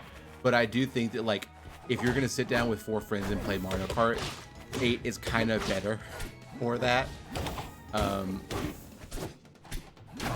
Until they do a lot of stuff. 64 is so hard. I remember I had a coworker of mine who like we were at Battle and Brew, a bar in Atlanta here that lets you play video games. Like lets you rent video games out, and we rented the Switch and Mario Kart 8 one time with a big group of my coworkers. And one of my coworkers, she was like, "I'm really good at Mario Kart. Watch this." And like then like proceeds to like kind of lose a lot because she was used to older Mario Kart games. So she got kind of frustrated. And so the next time we were at her house, he pulls out her N64. Actually, I say pulls out. He changes the channels on her TV to her N64, which she has plugged up all the time, which I respect a lot. And like says, "All right, play me in Mario Kart 64." And I go, "I remember Mario. I'm pretty good at Mario Kart 64. I played this pretty recently. I can beat you. I can beat her very easily on this." And she proceeded to wipe the floor with a group of like 4 people trading off controllers, like a lap ahead of us the whole time. Like it was incredible. I was like, "Holy shit! Like how are you so good at this video game?" And she's like, "This is what I play," and I'm like, "That rules." And like, 'cause like Mario Kart 64 is a weird one. I think it's like the worst handling of all of them. Or like not the worst handling. I don't want to say that. I want to say like the most unintuitive like handling of all the Mario Kart games. Like, even the SNES games are a little easier to control than 64. But once you get it, it's like 64 is so much fun. This woman who I worked with also destroyed all of us at Pokemon Stadium mini games. Like embarrassingly so. It was hilarious.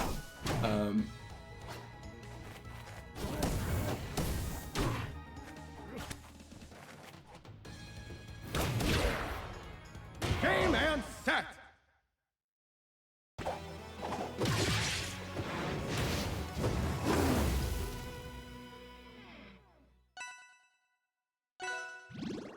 Oh yeah, Choose your right. you got the schedules. You know when to Crystal do. Oasis. Like you know all the stuff. If I ever play Stardew Valley, it's like Go. like I'm just a helpful pair of hands that someone else would tell me what to do because I have no idea what's going on in that game.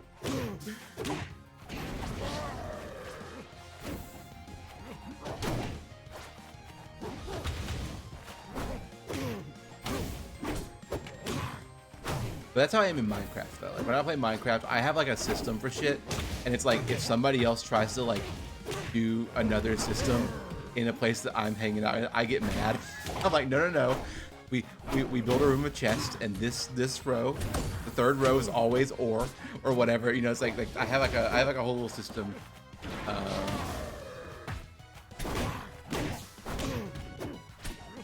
And that's like part of the fun of those games is like figuring out your personal little like thing, and like you can make it like optimal. Like it can even be optimal, but like it's fine if it's not. 'Cause, like it's fun to make your little system.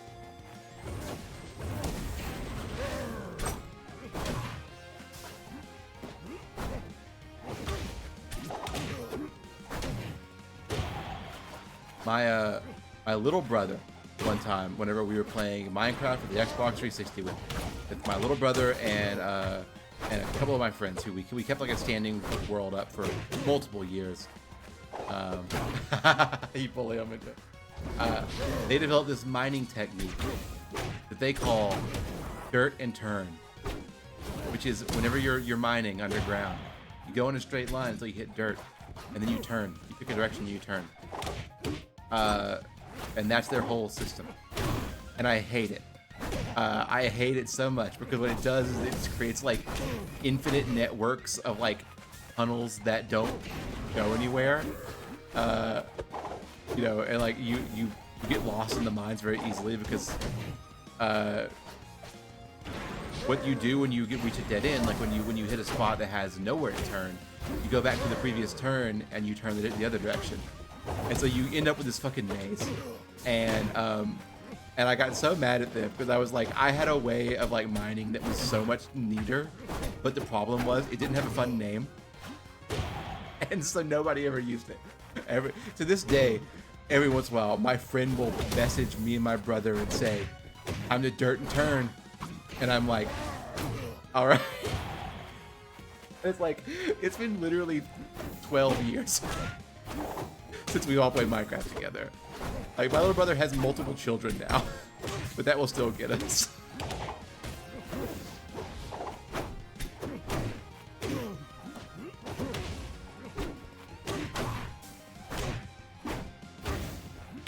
Multiple children who play Minecraft, which is the weirdest part of being alive in 2026.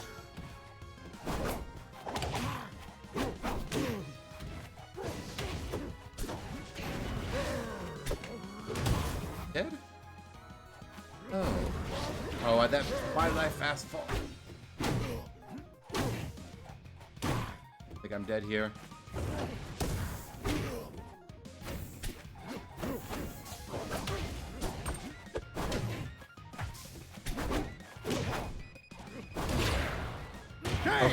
Okay, thank God I got the jump. Thank God I got it. The spiders. Oh, I guess there are spiders in this level, aren't there? Oh no, you mean in Minecraft. You mean in Minecraft. Yeah, the spiders in Minecraft are terrifying. The monsters in Minecraft are actually like just at least the original three. The creeper, the spider, the skeleton, and the zombie, the four, are so iconic and good. I don't like any of the ones they've added since then, except for the Enderman, which I do think is cool. I think that those three, those like initial couple are like super strong designs, and then they kind of like lose some after that. Like the new enemies are just like too complicated. It's like they try to like to add any new mobs like to that game. They've had to kind of start breaking the rules of like how models are designed, and so they don't look like they fit in the world anymore. But I'm also 34 years old and don't play Minecraft anymore, so it's totally fine. And, you know, it's like I don't care. But it's like yeah, I like remember when the Enderman was added. Like I played pre-Enderman Minecraft pretty regularly. That was like my main time in it. Like I want to say 2012 to 2015. Oh, that's cute. Yeah, you used to be able to actually upload your own skin to like the little server and like just use it. It's like you could just like you know, because like all the character models are the same, so you could just like, you know, go into Paint or Photoshop or whatever and like design a skin. And I had a couple that looked like me that I used. But they've now changed it where like there's a character creator and you buy a skin like that. It's like I think it's more accessible because like this was like literally opening up a PNG and like I guess you need to know how to draw. But it's very cool.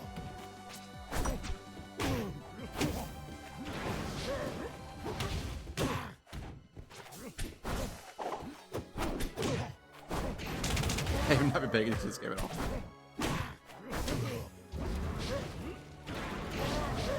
It's so funny how like autopilot works. Like I am responding to him, I'm doing stuff, but it's like I can't tell you what happened in this game.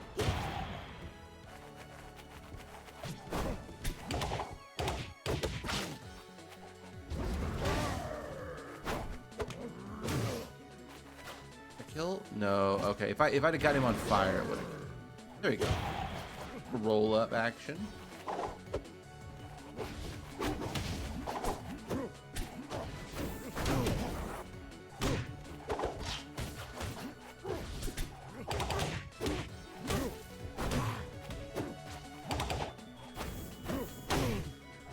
Yeah, Minecraft is a really weird case where like the functions of the game are like not explained in the game itself, and but also like part of that is because like I don't really know how you would do it, you know, like any way that you would like add a big tutorial to Minecraft that really taught you how to play it would like ruin it. It would like totally mess the flow of that game up. But like, it's like, how do you get information across to people who are new, because like, you know, they're young, and I don't really know the answer to that, because like, Game and set. you know, a lot of times whenever you were playing, like if you're a person that played Minecraft like in the alpha, you know, which is when I bought it, I think, before it actually like officially released. Like Choose your rival. Metal you Refinery. like followed the blog posts of the creator, Ready? Go! and like he would talk about adding a new feature in, and that's how you learned about it. You know, like it's like, oh well, yeah, I added like gold blocks, and you can do this with them, and it's like that's great when you're actively playing it, but now it's like it's literally 14 years later, and it's like, okay, well, there are people who are playing this game who like whose parents weren't adults yet whenever you know, like now how do you teach these people what, like these kids, like what these things do? And like I don't know the answer to that. Like, that's like a hard problem. I did not see the Minecraft movie. I know I had a couple of friends in my class who rented out a theater to go see it, so they didn't have to be in a room with a bunch of kids, because like they were all a bunch of like rowdy 24-year-olds who were like, I want to go make fun of this movie, but I also don't want to like, you know, ruin it for any kids watching it. So they rented out the theater.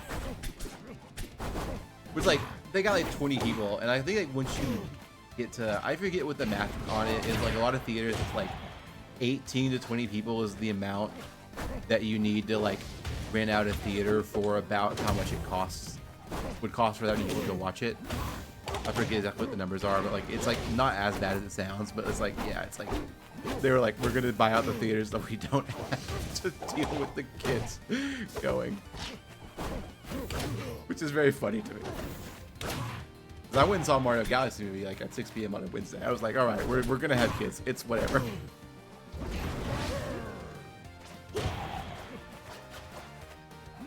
I'll just not shout curse words like I do at most movies.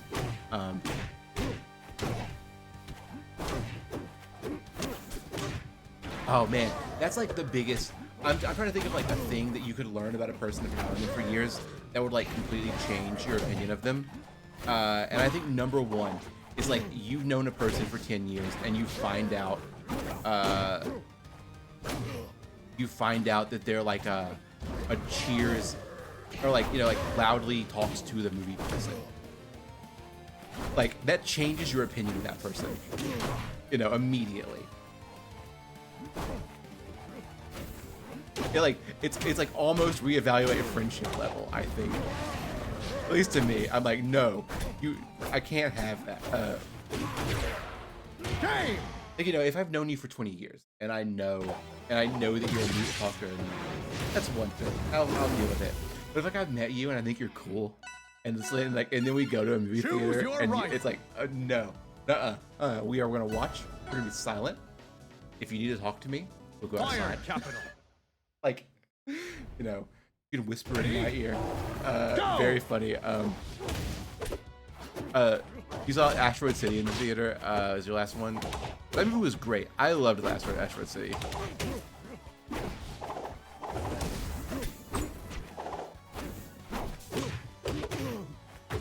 I think the last movie I saw in theater was the Mario Galaxy movie, which makes me sad. And unless you count like going to the film festival as going to a movie theater, which I don't really. So yeah, I guess the Mario Galaxy movie, which sucks because I wanted to see Oppenheimer. I forgot, or not Oppenheimer, Odyssey. I wanted to see Odyssey in theaters, but I forgot.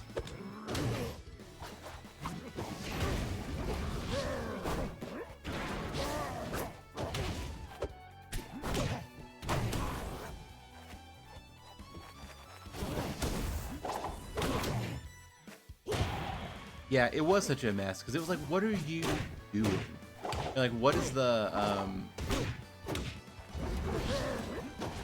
like? There was a lot of craft in it. Like I think like, you know, if you're a person that enjoys animation, like, or 3D animation specifically, like it's really interesting and well animated. There's like a ton of interesting details.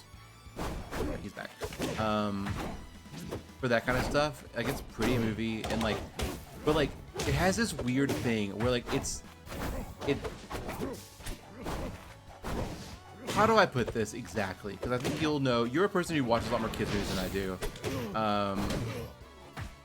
and like generally likes animated movies. More than I do, so like you'll have like a probably more developed opinion on this. But like, there's this like trend in movies, and like animated movies and kids movies these days, where it's like the movie is trying to be as much for the parents and adults watching it as it is for kids. And like, that in itself is not a problem to me, but the way a lot of movies go about it bothers me so much. Like, the Mario movie is like, there are parts of that movie that are not like incomprehensible, but like just fully fall flat if you are not a 35-year-old who has been playing Mario for your entire life. You know, it's like, there's a lot of jokes in that movie that are like, oh, here you go, here's the adult joke, and I don't even mean like, oh, this is like a sexual innuendo that a kid won't get. I mean like literally like, oh, here's a joke about the Choose NES, your rival. and it's like, Dojo. that's fine, I guess, but like, it just doesn't Ready? Go.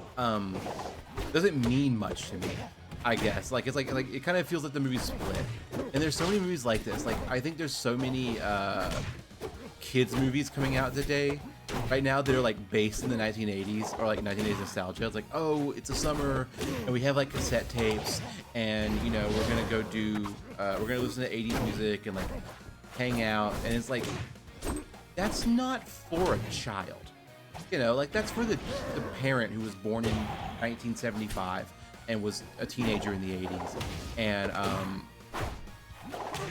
and so like, so they'll buy the ticket, and it's like, I don't know, I think that makes a bad movie.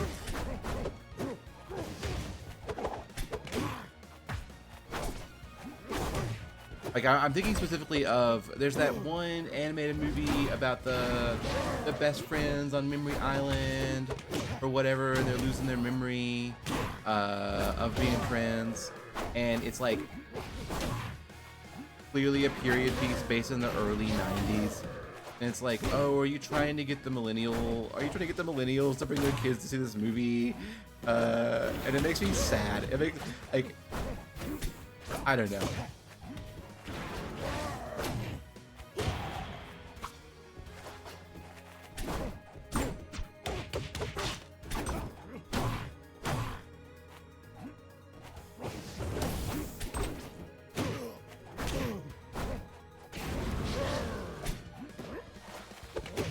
It's like, I don't know. If your movie has Twisted Sister in it, or insert other 80s hair metal band in it, you are not making a movie for children. And maybe you should think about that. You know, I don't know.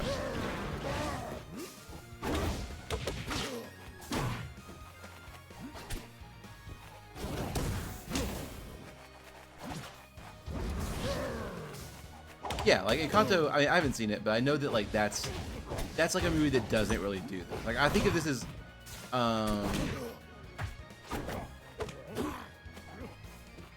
that's true. It is fun whenever your kids get into a song that you like. So like you like when you were younger. It's like that part is like fun. And like a lot of the songs are good, so I get why you use them in a movie. But it's like, I don't know. I've seen a lot of stuff where it's like, oh, this is like kind of just hoping the kids.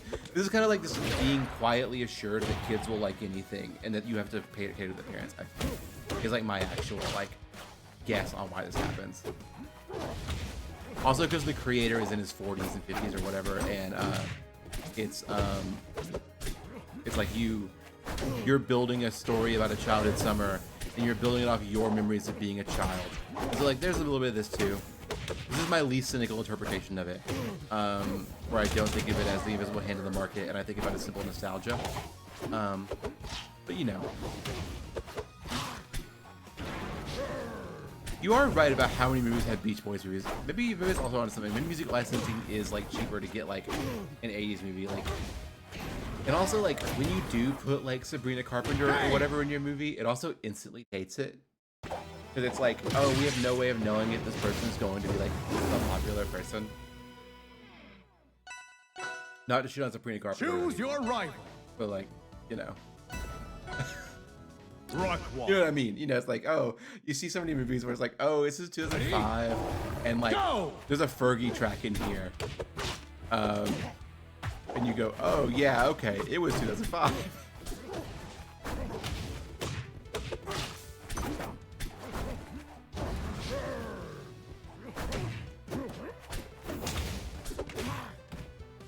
I think I've heard literally one of her songs, so I cannot attribute any meaningful. Oh, that was, I got that edge card.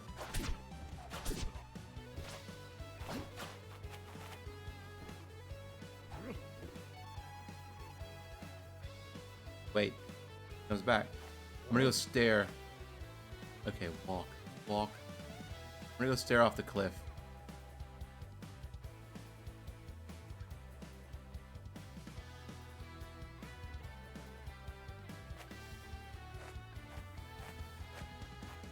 Oh. Back. Oh, he left. Actually, I didn't realize. I'm looking down at the bottom, and there's only 1% sign here. So I guess let's just kill this. Oh, weird.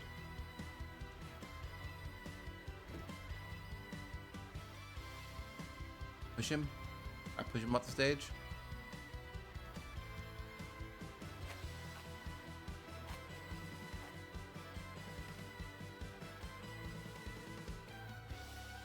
I think a better example of what I'm trying to talk about is not necessarily the Black Eyed Peas, because you're right, like they're big, but like how much staying power? People still like the Black Eyed Peas, I guess.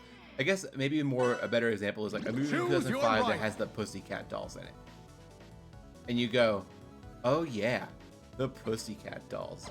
I remember they were a thing for like a year, but nobody ever thinks about them anymore. All right, we're gonna do a couple of rank sets. We're gonna get back into it. I've been dodging ranked. This stream is called, or is about playing ranked. It's ranked. Actually, try and get some.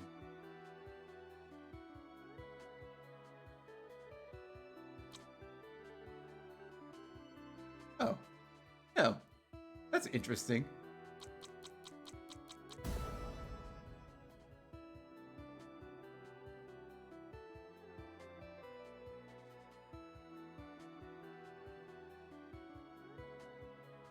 All right. Give me a. Choose your rival. I actually don't even know what kind of character I want to fight. Like a crag. Give me a crag. Zetterburn. A crag player. Zetterburn Ditto. That's the other thing I want to do. I like Zetterburn Dittos. But we've just watched. Y'all just watched me play 45 minutes of Zetterburn Ditto. I was kind of trying to. Toe Dojo. That's how it goes. Ready? Go!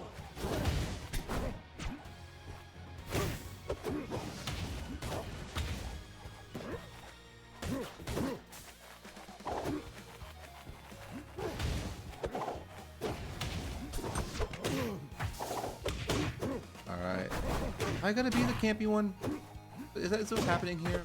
Be the campy Zetterburn? I can't now because I have a percent deficit, but I'm okay with doing that.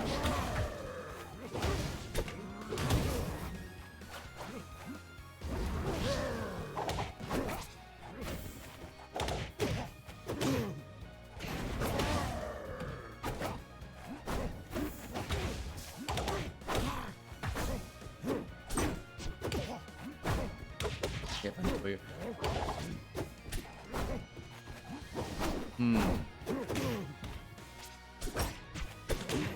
That was so stupid of me. Why did I do that?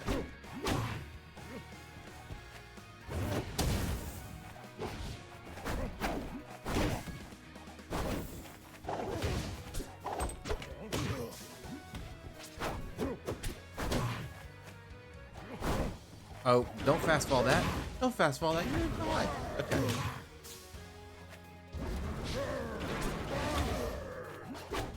Wow, I really need cell phone. Can't wait to move. Oh yeah, how's the house search going? I know y'all been looking. I know y'all been touring.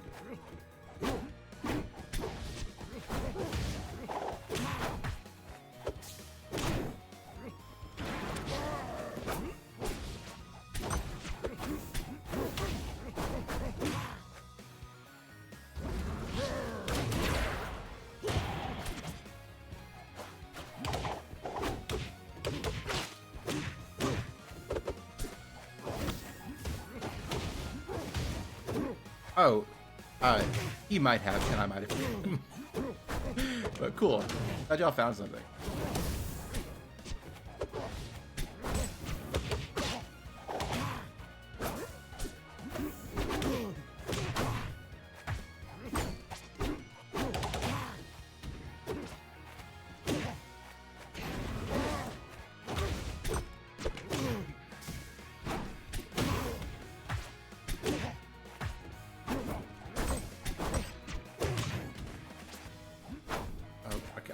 I'm charging my 2 years. Damn, that's nice.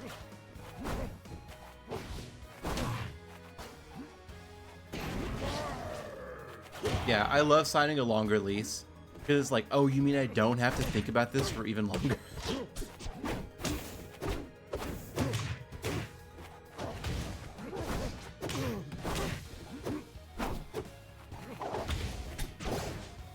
Oh, I got parried. Oh, he didn't capitalize on it though.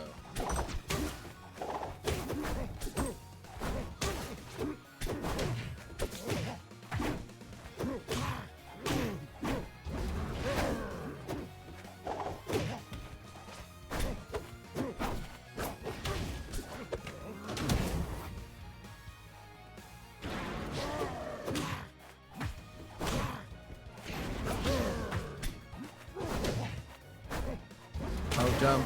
I'm gonna die for that. I might die for that.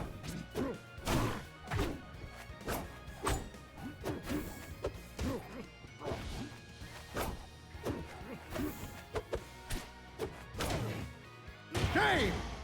Oh boy, that got spaghetti there at the end. We're just mashing buttons.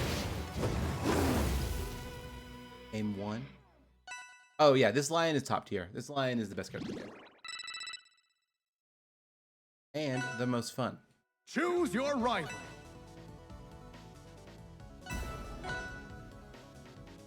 Okay, he swapped to Clarin. Okay, he swapped to Clarin. Means I don't want to go to Fool's Veil or... Oh. I don't know these stages. Tempest Peak. Like 8 of them. I think I would learn by now, but I have no idea. I'm like, I don't know what characters I like. Go! Oh, yes. Yeah, this is, this game has, is referred to as the furry game in a lot of, fighting game circles. And I see it, like, I do think that there are, like, okay, this is a thing that I think about a lot. Not a lot, I thought about it before in the context of a lot of, like, modern video games. So, everybody loves Sonic the Hedgehog, okay? Everybody loves Bubsy, the talking cat with a shirt. And the reason why we like those characters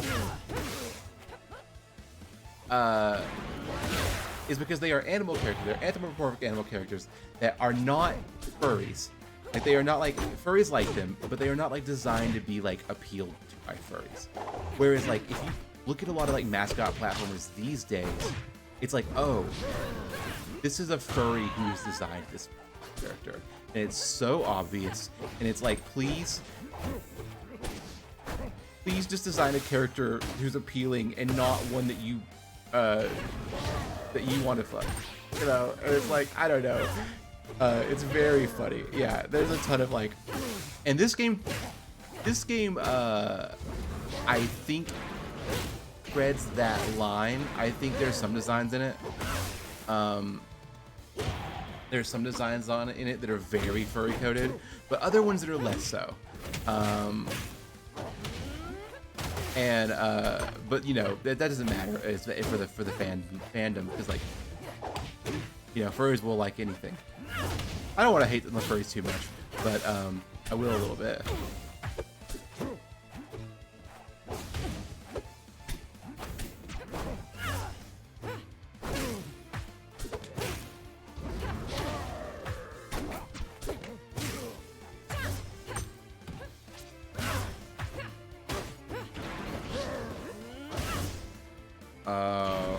Game!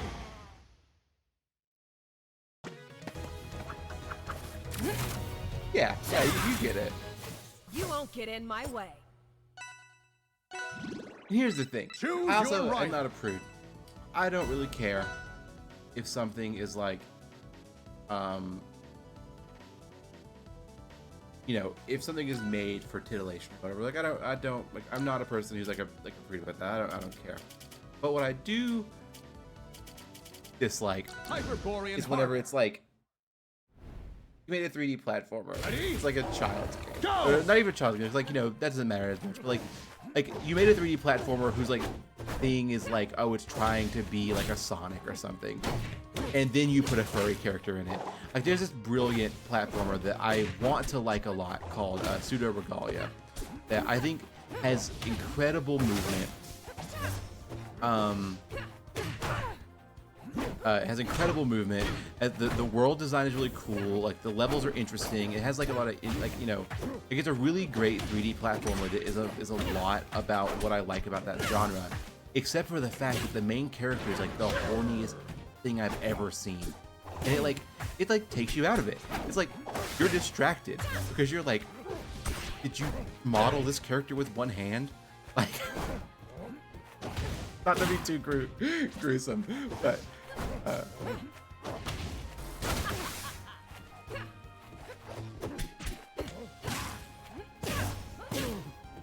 got to be good.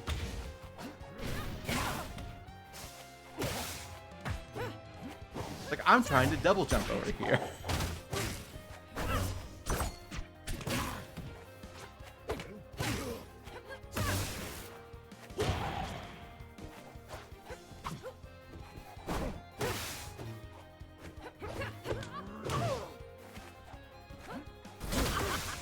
Oh my god.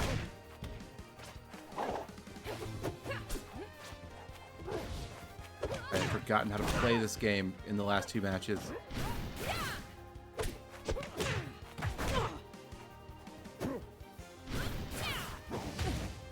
Get her on fire.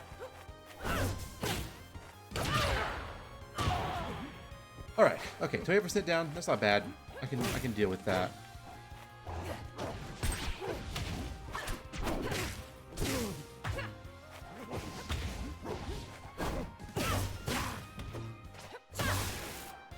This is the problem with playing like competitive games on stream. Is it like, if I'm talking and cutting up and having a good time, I like forget to play well. And if I lock in, I'm like just silent.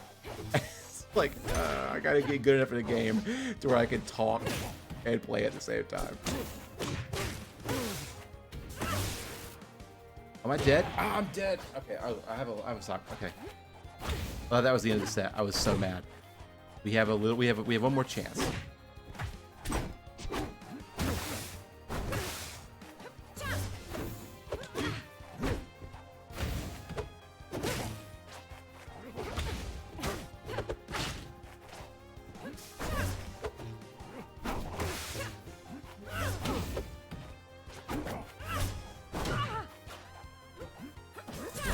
Get this kill. Okay. All right, here we go. Last stock. Lock in time.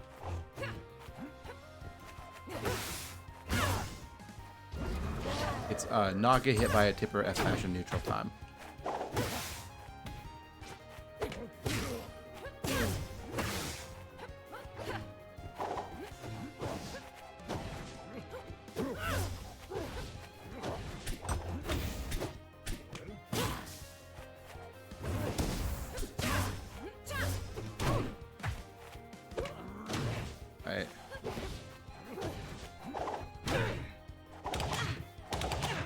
If I can finish this combo. No! Alright, that's fine. That's fine. That's fine. That is not fine. We live but barely. Gotta let the ledge dash.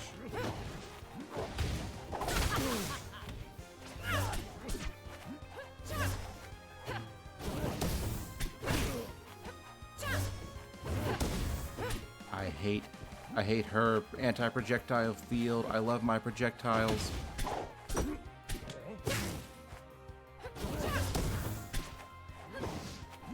I need to get her on fire. Okay, empowered F throw will not kill. Oh shit, am I dead? Okay, no, I'm not dead. Straight up.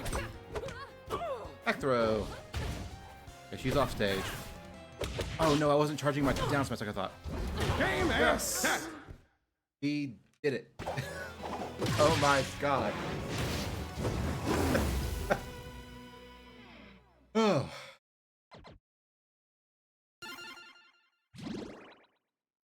That was battles. That was so hard. All right. Fuck. What do I want to do?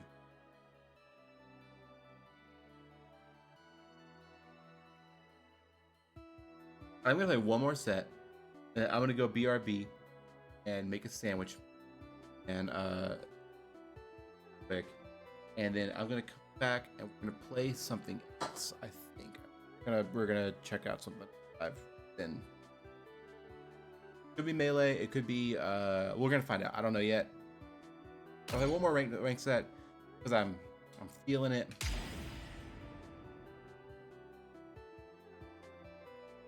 I'd using pointing clicks because play factor. You will occasionally stop talking so much because of the puzzle. Yeah, that's just like So that's like the trade-off for with streaming is like when you're playing, it's like you have to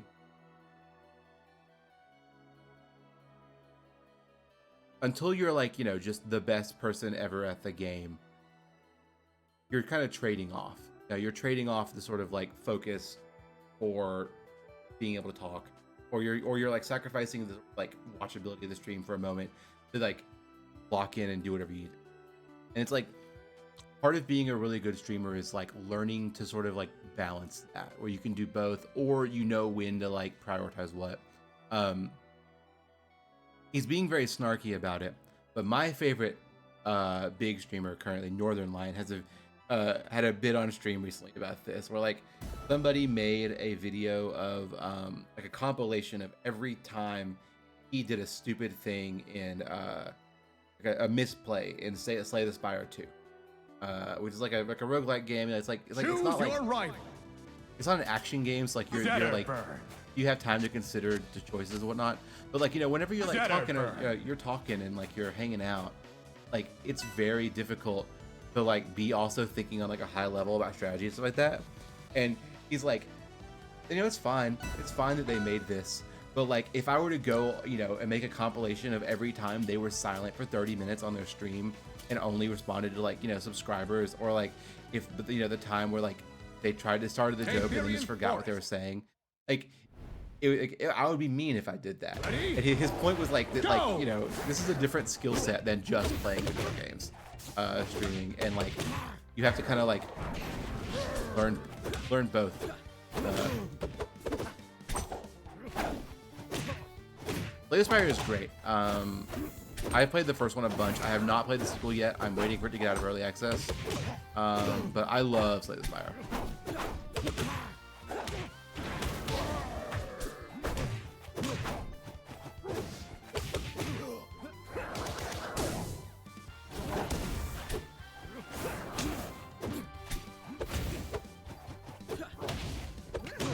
And really, the yapping part is way more important. Like you can be a great streamer who's not good at video games, but you cannot be a really good at video games person who is like a successful streamer just off skill alone. I mean, you kind of can. People do it, but like it's really hard. It's so much nicer to like be a person who can yap. Video games, even the hard video games, they're not that hard. You know what I mean? Like, you know, you can learn them. But talking is hard.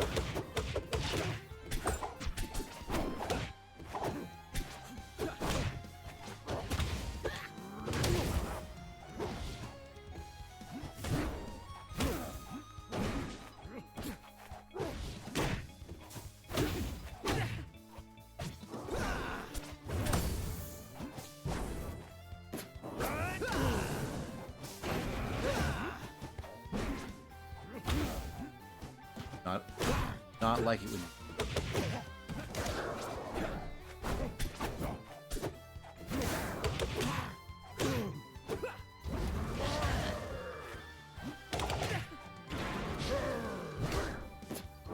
Oh, I'm dead. Oh, okay. I messed up. Okay. This Thraster is easily beatable if I lock in.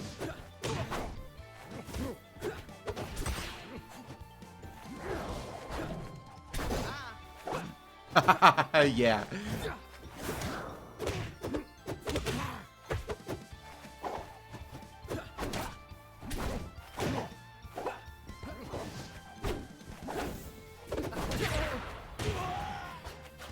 All right, here we go.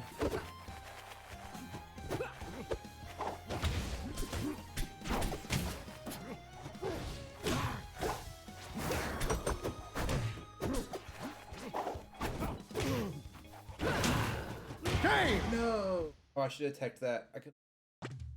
All right. This is game one. That was close. It was a really close game one, so we can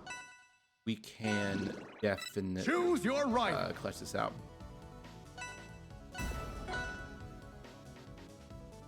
See, what do they ban? Well, I don't want a horizontal. Wait, why do you not want those? I don't understand what this Hyperborean Harbor. what this player wants. Ready? Go!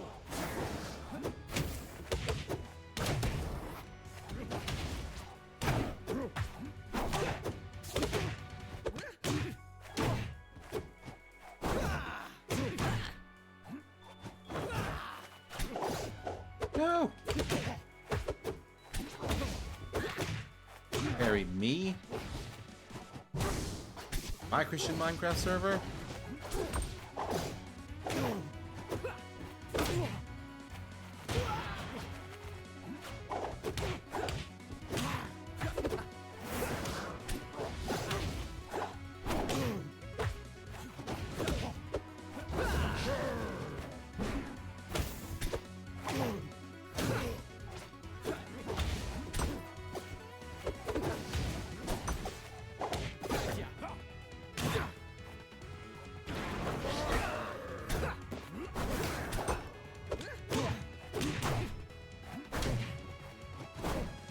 why did I go?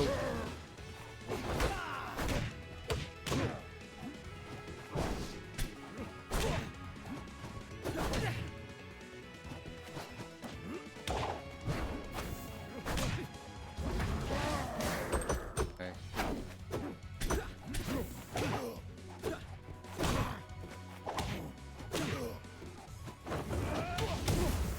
Ah, okay, alright. Gotta get this kill. I want to get this kill before I lose my first stock, just so I don't. But it's way harder for me to throw this match. I might.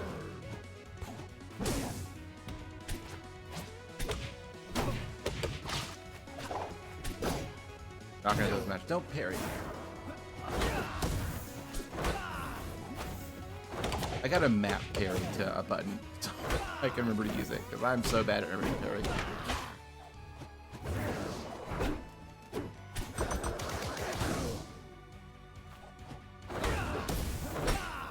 I don't want to be on that platform. I don't want to be on that platform. All right, I lived at 220. I have a full stock lead still. I am feeling good about this game. I just gotta not drop the ball here. At what percent is forward area or forward throw kill whenever he's on fire? I need to know this. It needs to be a thing that I am remembering.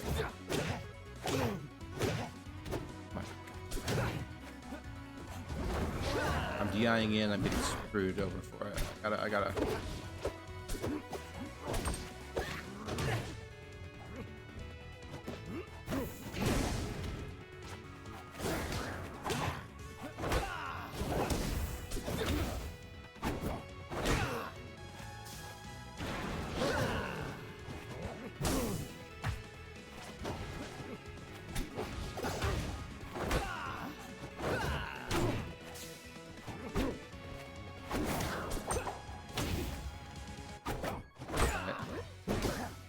Oh yes, okay, works.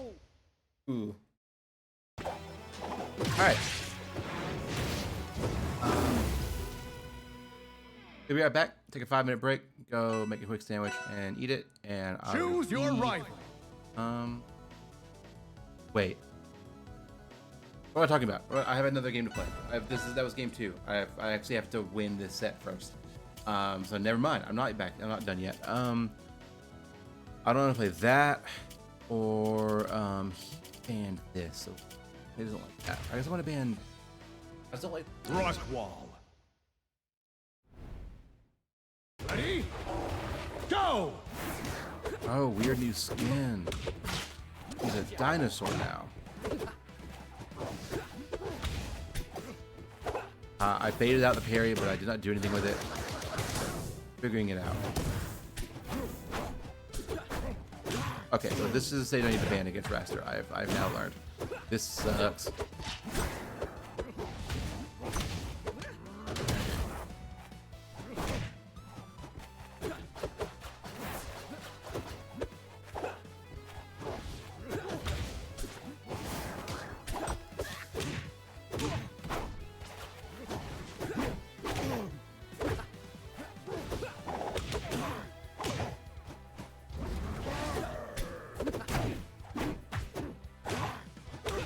I also like this good stage for Zetterburn. It could be. I don't know. I also kind of think Zetterburn doesn't care. I should be dead. Ah, okay. All right, got the stock lead. Let us.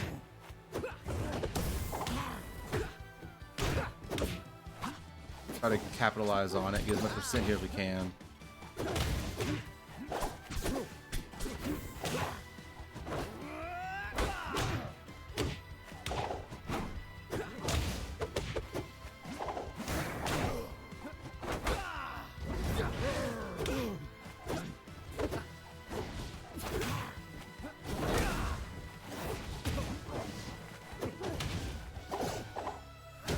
Oh, I still got parried. Okay, I gotta bait the parries out. I don't want to do a parry. Don't want to do an attack if he can parry it. Okay, so up smash does not kill here until way late because of how high it is. Good to know. But I'm pretty sure side blast zones are pretty small. So if I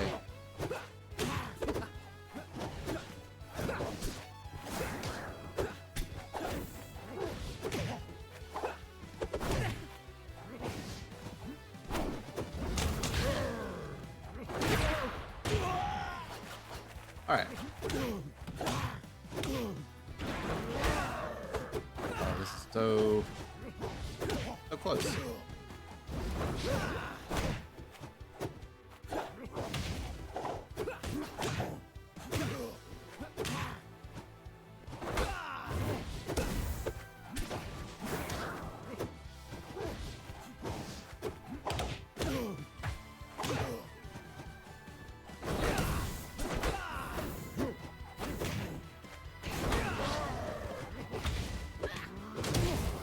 Not gonna kill, but it's gonna do good damage.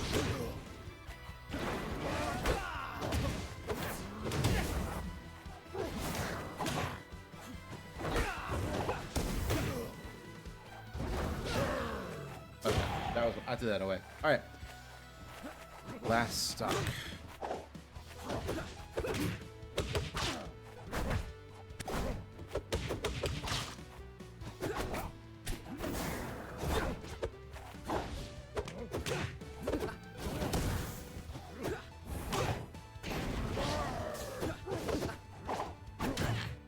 Game and set. All right, we won. Here we go. Now, I can continue what I was saying. I'll take a quick 5-minute break. Probably else when I get back. I don't know what we're gonna play yet. Maybe. I don't know.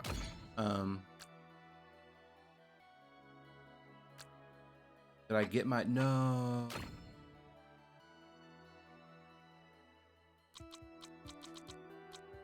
So close to him. I'm so close to the blow poly Zetterburn. And he's perfect on that one. That's okay. Alright. Yeah.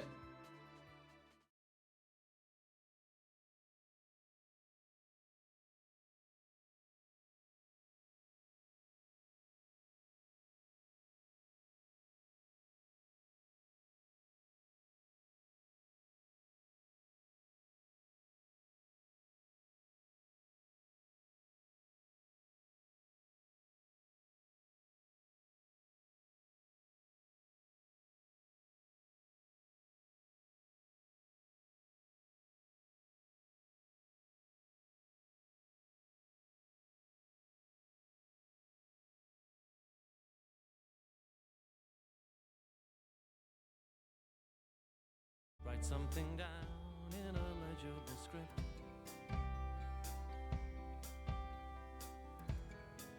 As we're approaching the landing strip, New Gibson SG inlaid with pearl. Tonight Passaic, tomorrow the world. In a Holiday Inn by a nameless river, renew the assault on my lungs and my liver. And while I'm waiting for the company man, slip on my kimono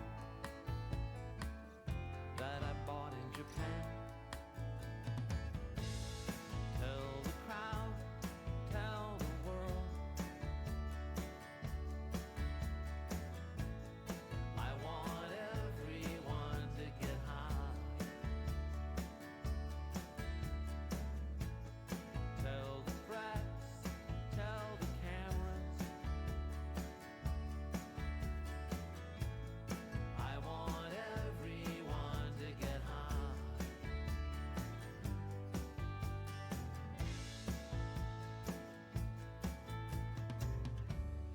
tech crew in Memphis has a present for me.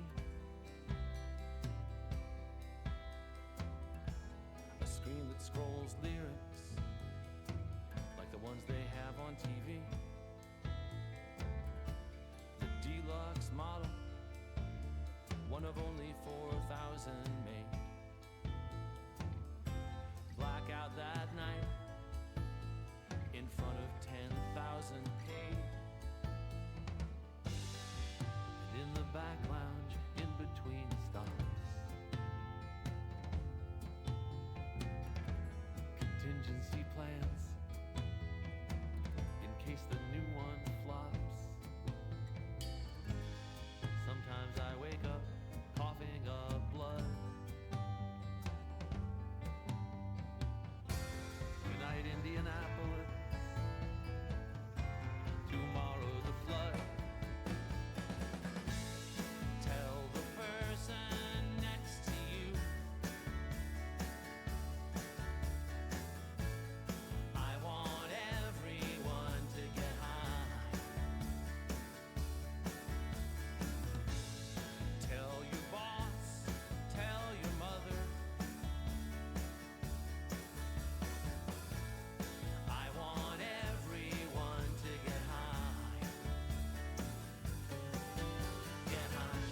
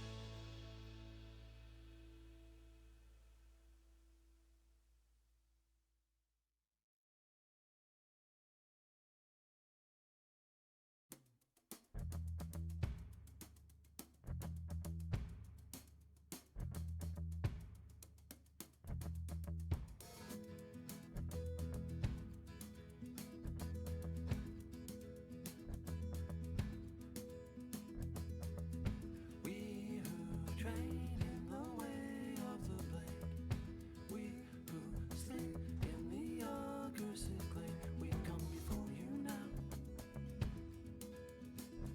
We come before you now.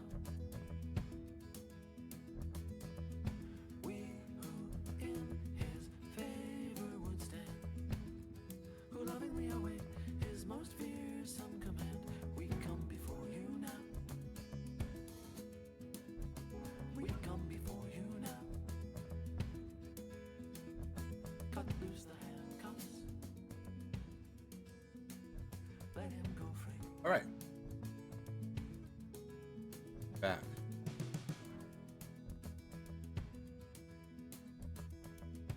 And before I play a new game, we have some business into. Travel by starlight. We who slipped past your guard. On different music. We come before you now. You've been enjoying tracks off the album In Dragons by The Mountain Goat. First, Passé, 1975, a song about Ozzy Osbourne. A really incredible song. And this is excellent album. For checking out. We are going to change it because that parts of I am. So,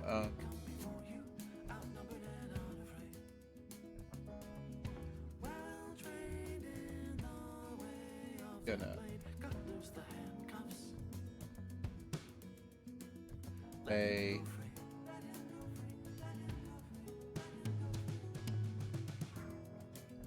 I don't know, last week I did the Symphony of the Night sound effect. The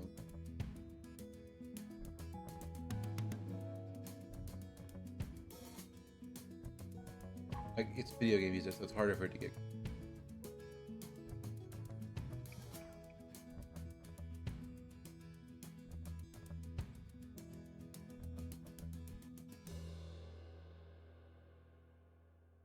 Okay.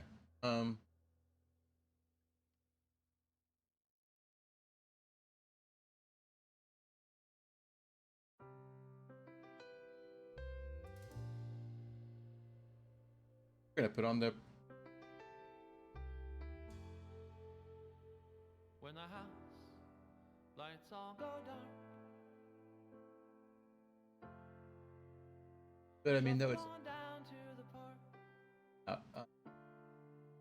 Spend stars I'm going to under the sun. say Days of refuge the and Final Fantasy IX wars of soundtrack. climb. Put on show.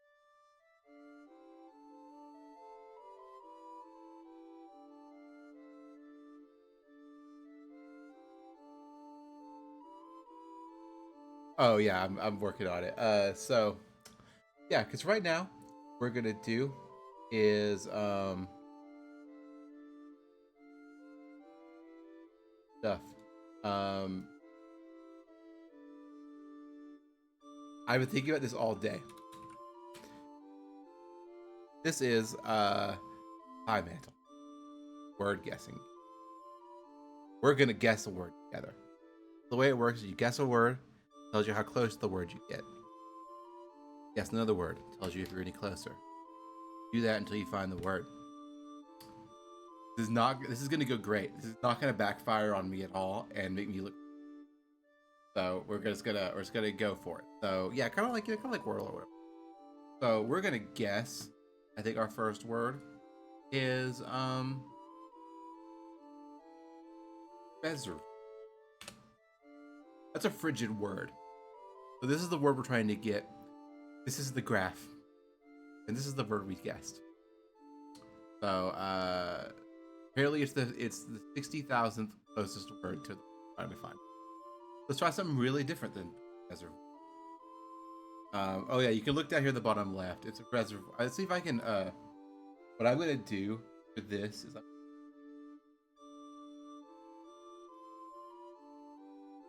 One moment, I will paste. I will add a.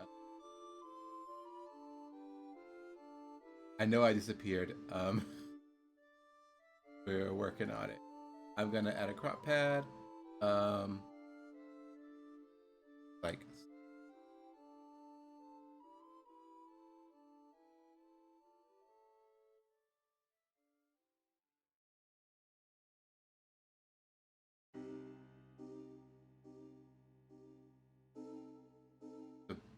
I would really like to just.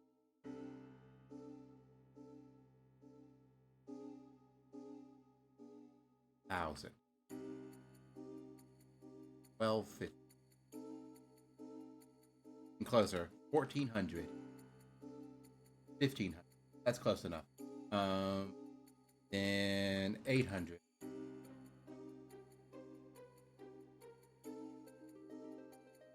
Oh no. That was I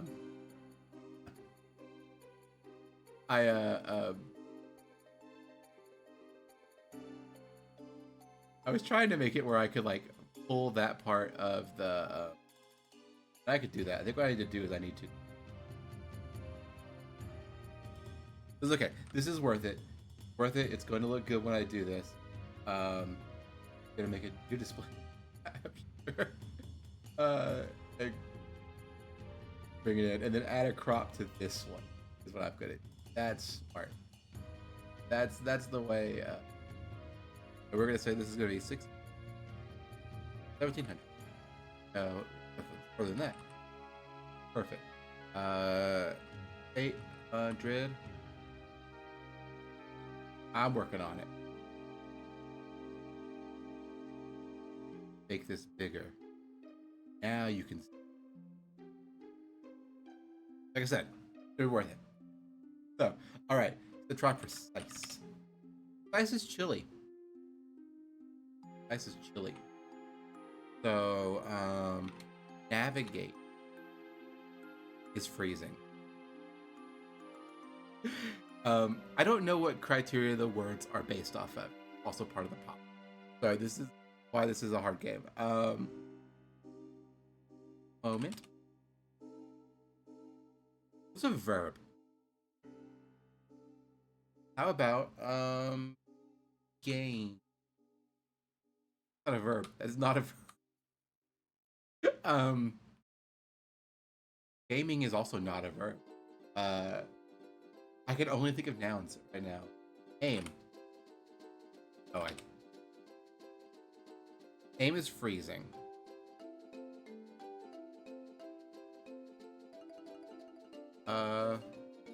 Synthesis. Synthesizers are best guess. Yeah, best guess yet. It's synthesizers are cool. I meant. Okay, more musical instruments. Let's see if we can get closer. Okay, guitar is chilly, but a synthesizer is.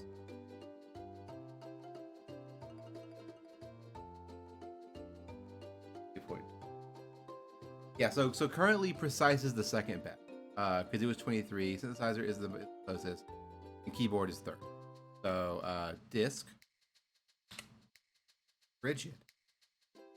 So the thing is, it is also like semantics. Like, what's semantic? So synthesizer. Close.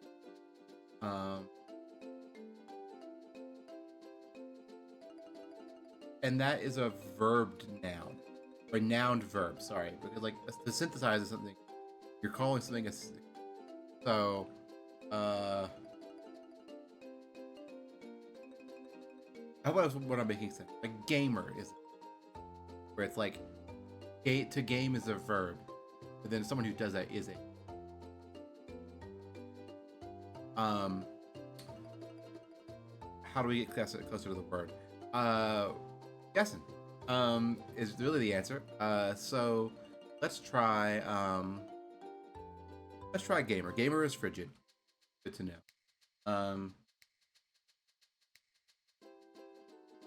Typewriter. Old. So and also I think like, so you see how like there's like spirals? I think like that kind of means there are different paths you can. So this is like guitar, synthesizers. So like this is kind of music, I think, area.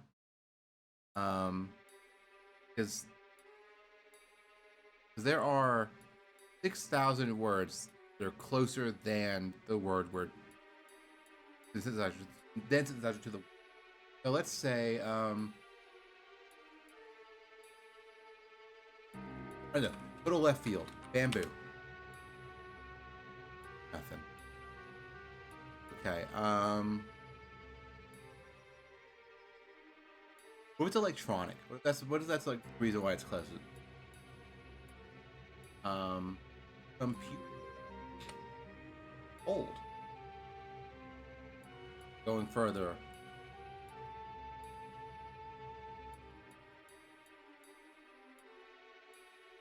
All you.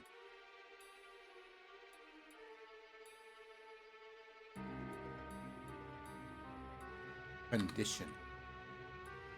Whoa. Conditioner is the furthest word, or one of the furthest words from it. Wow. That's interesting. Okay.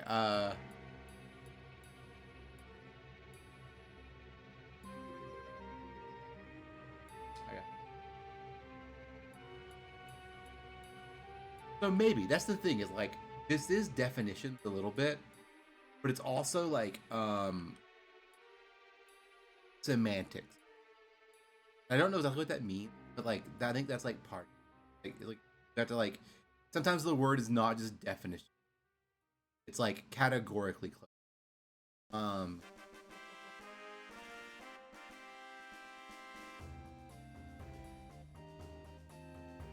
Mother. Mother is cold.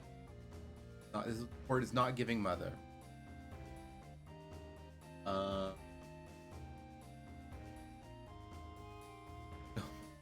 Almost frigid.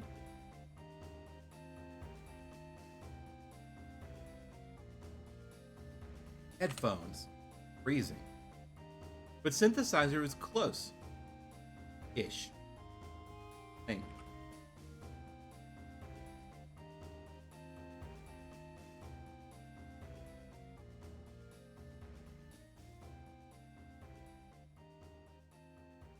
All right, I'm gonna rapid fire first words I can think of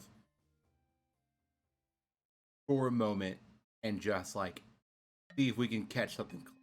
We'll start with blender. We'll go battery.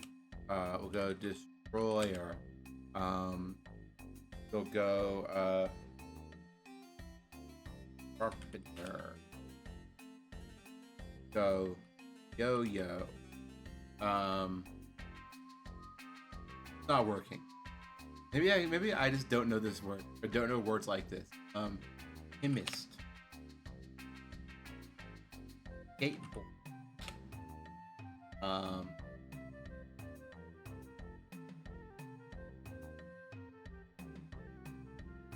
Tablet.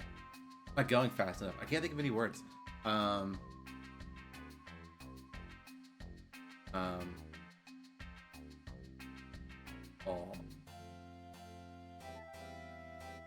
These little yellow circles, this is somebody else guessing. So we can watch how close people are getting, which is fun. You can't tell what the guess is, but you could like so we have not hit anything closer to synthesizer. That's key.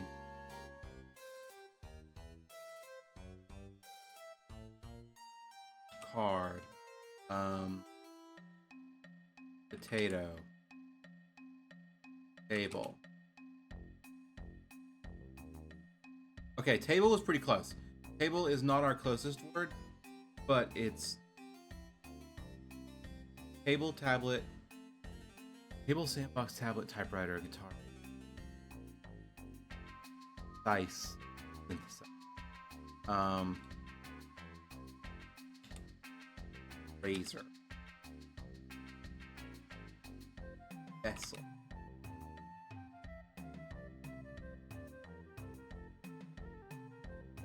Bookmark.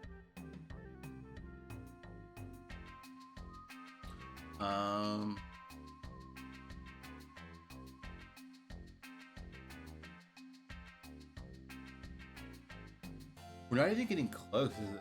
That's the weird thing about this. We're not even like doing it. Like we're like totally scattered all over the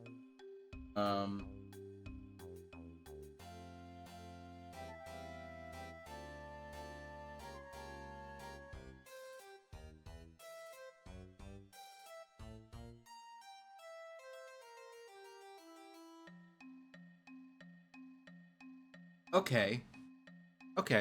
Weird thing. Pen is very far away, but pencil is pretty close. Which tells me nothing, because I don't understand. But it's interesting, I think.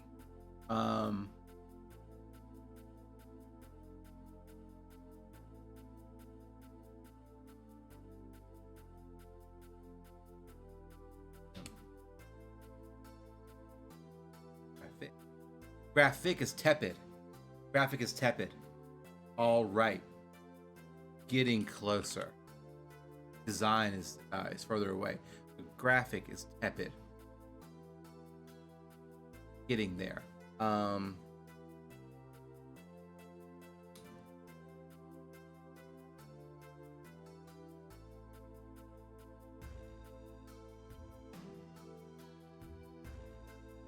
Hey, mosaic is warm.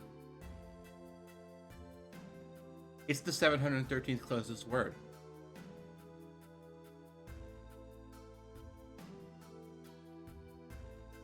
Collage is even closer. Collage is 54. Okay. What could it be? Collage.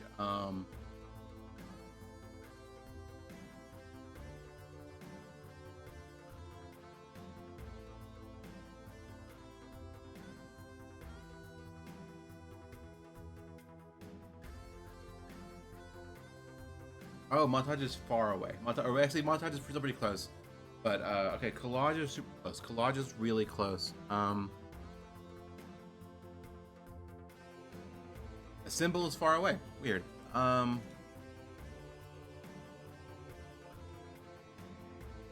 Mix is a good guess, though.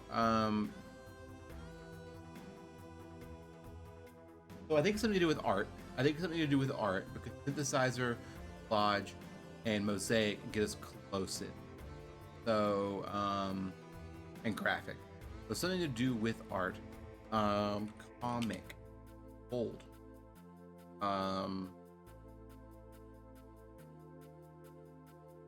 Um,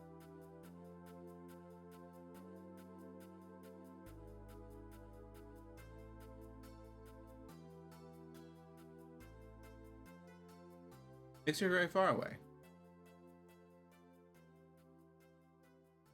Elaborate is for.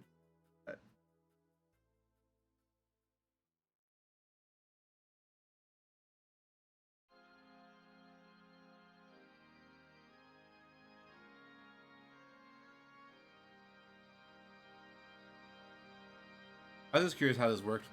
I was trying to see if what one letter. And the answer is I have no idea. So, we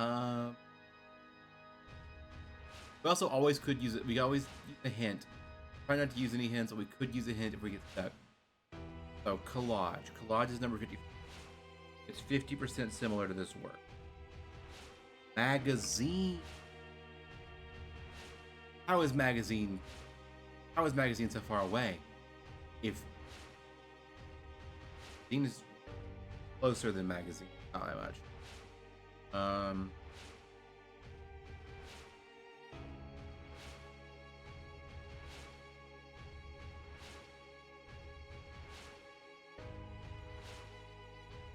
Decoupage. Okay, interesting. This is a weird thing about this game. Because montage is very far away, but decoupage is very close, which is weird.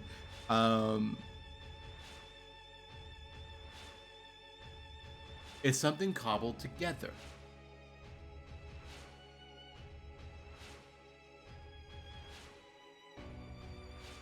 Symbol, something makeshift. No. Totally off base. So collage, mosaic, and decoupage.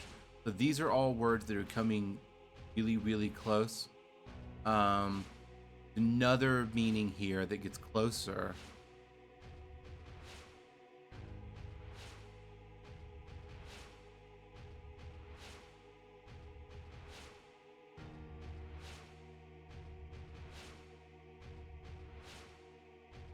Trying.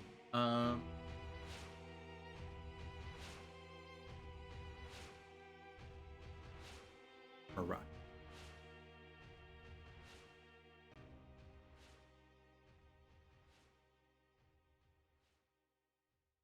That's the thing is, I don't think that fraction is 54 words away from, or the 54 most similar word to collage.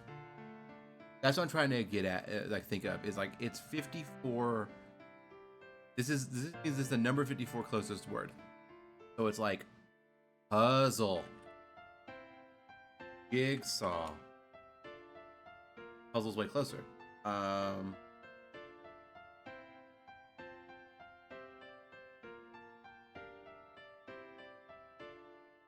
This would be really good content if I was able to, like, last chapter, book, pointillism. Frankly, why not? Number 44. Surrealism is toast less. Okay, so surrealism is close, but collage and pointillism. Impression? No, but we're getting close. We're getting so close. We have pointillism or impressionism right here. Pointillism and collage right here. Watercolor here. Tried to reach for a mute button, but I didn't get there in time. Cubism. Cubist. Oh. Cubist is closer than cubism.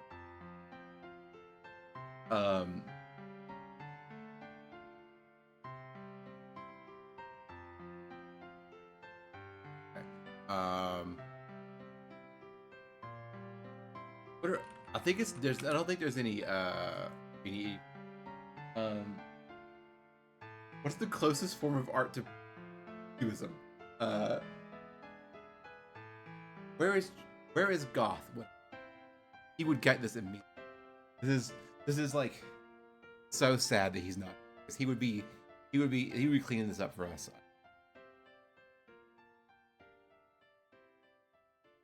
Also Toasty, but not as close as Cubist.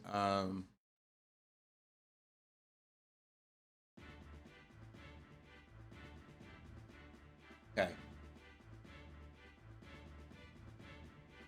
I'm thinking a type of art. Hang on.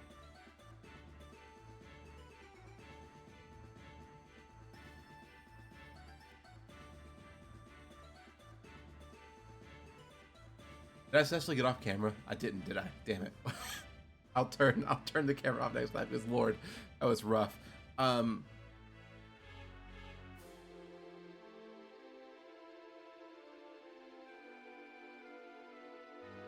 Warhol did pop art, which is hard to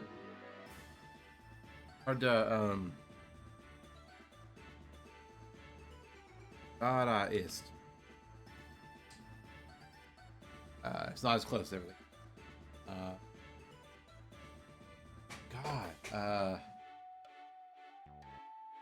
We want to use a hint.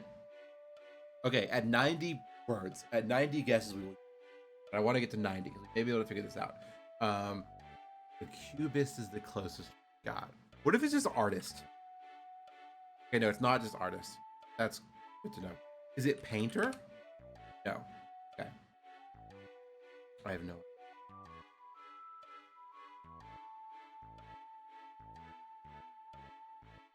Cubist. One's a.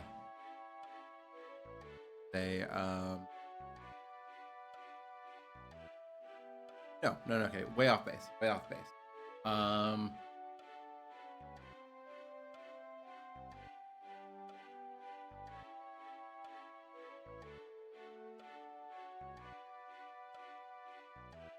Let's try impressionist.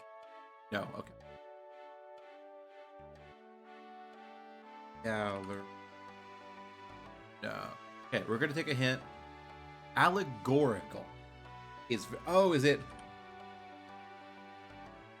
not symbol? I don't understand.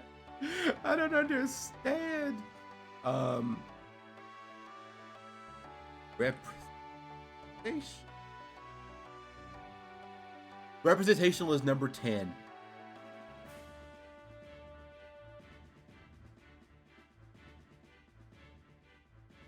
Abstract. Yes! We did it.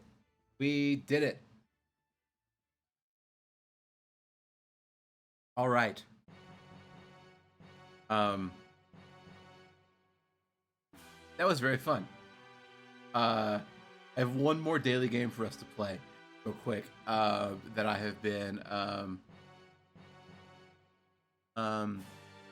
doing, and this game is free. Yeah, it's called Pymantle, and it's a variation of a game called Simantle, which is the same thing, except for Simantle you don't get the fun graph, and I like the fun graph, so I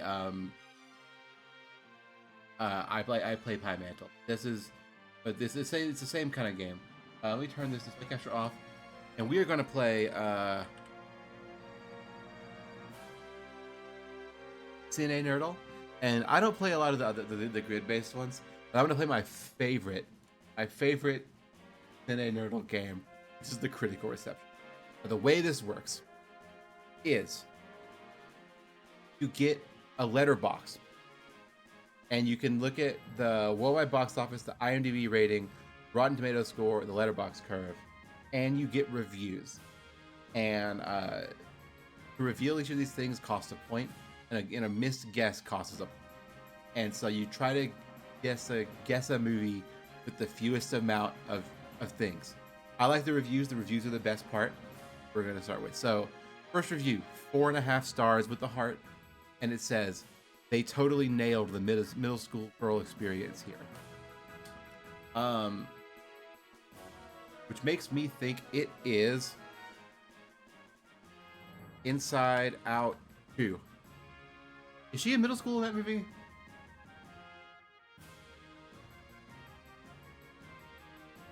Not Inside Out 2. Okay. I'm gonna reveal one more review. Probably director's opus to me. Fascinating to see someone whose work I have generally thought of as bitter, cynical, and spiteful, in a clever and entertaining way, confront the way that bitterness, cynicism, and spite isolate and destroy people by deadening the things that keep their kindness afloat. And it's so funny. Everyone involved is at the top of their game. I'm particularly impressed by actor. I don't know how or why he looks so different here than he usually does, but it accentuates his dopiness and sadness in a way that really makes you pity him until you're no longer fully meant to. At which point you sort of see the actor we've seen. That review also real quick was written by Demi Yajiyabe, apparently. That's very interesting.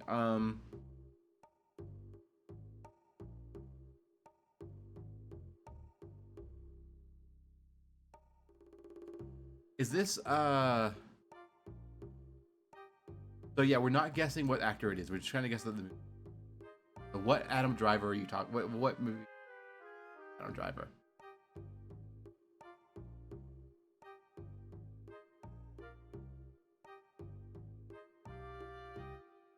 Because I think this is oh,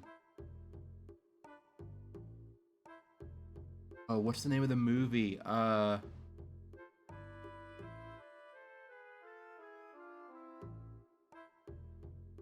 will link you this game. I'll link you this.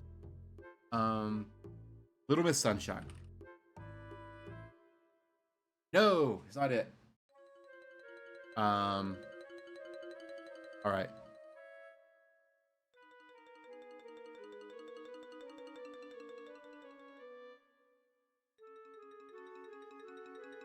All these people are people that I like follow on. It's very funny because Joel Haver wrote this review. One of the best breakup movies in memory. Also, one of the most brutal. Unrelenting in its portrayal of our desperation in the face of abandonment. We'll mutilate ourselves beyond recognition if it having things our way, leaving you with nothing but a pathetic "I told you so." But who even is I at that point? This does sound like Marriage Story quite a lot. It's not.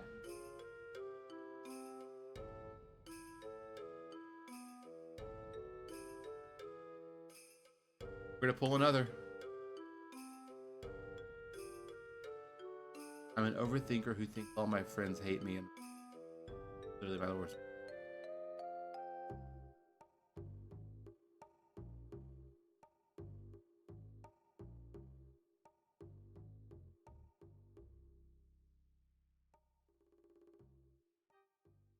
One more review, see? Brings a whole new.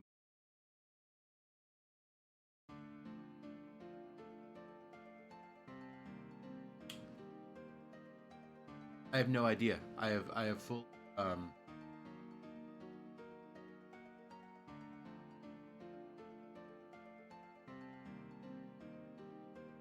totally nailed the middle.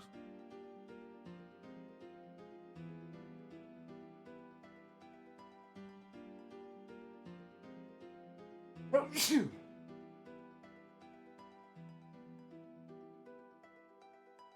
Oh.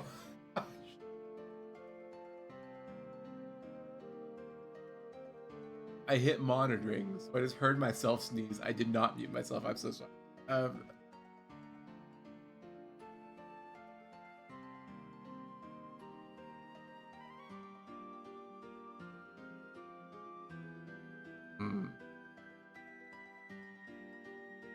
Overthinker. All of my friends hate reported me. Literally my worst nightmare.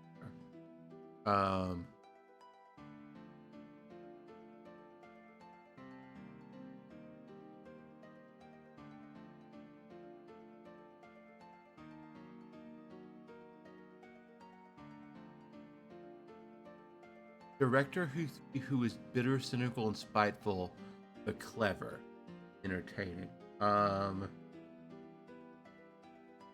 Who's bitter, spiteful? Really terrible. No, it's great. This is cool. This is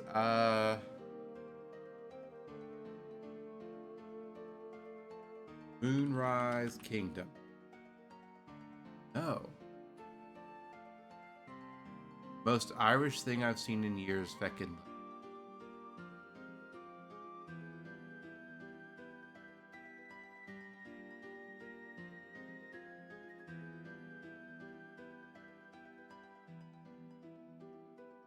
Hmm.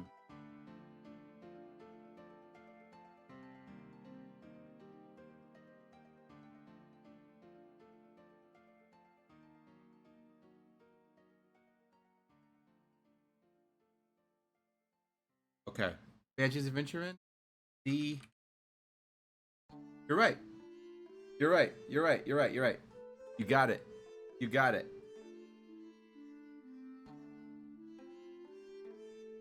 I was whenever I read this, I was like, oh, this is probably the Banshees of Inisherin.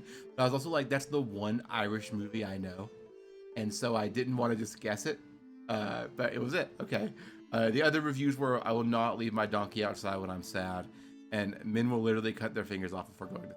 So that would have probably gotten you there if you haven't. All right, let's do one more. So yesterday's.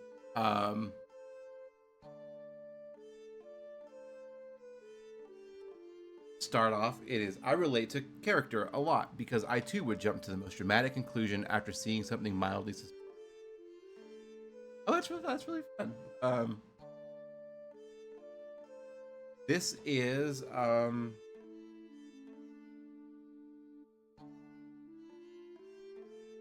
I always want to guess with no revealing it, you know. Um,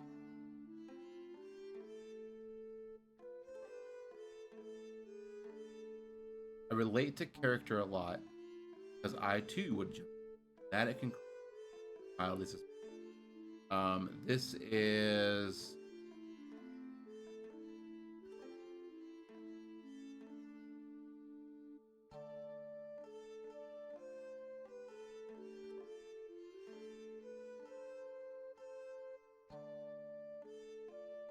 I'm at the reveal and I don't even have a guess.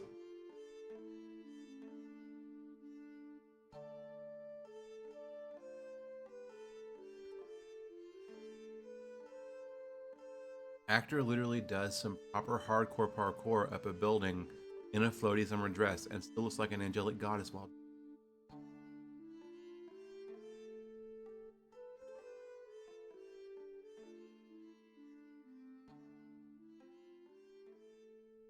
Hmm.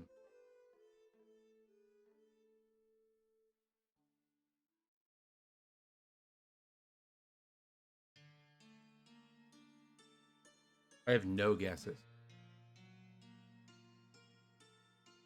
Movies. I loved a character when a character moved back 2 inches and thought no one. Um.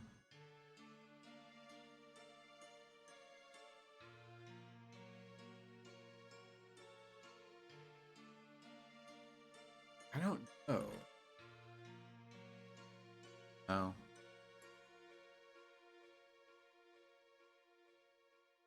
One of the top 5 movies named after.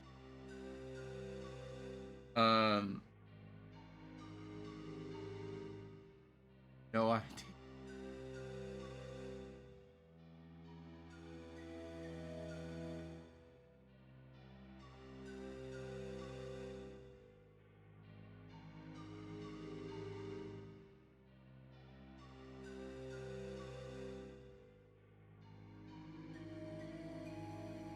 Um.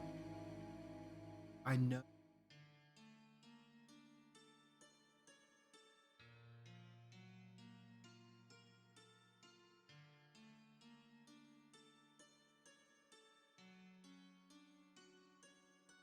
I'll be right back.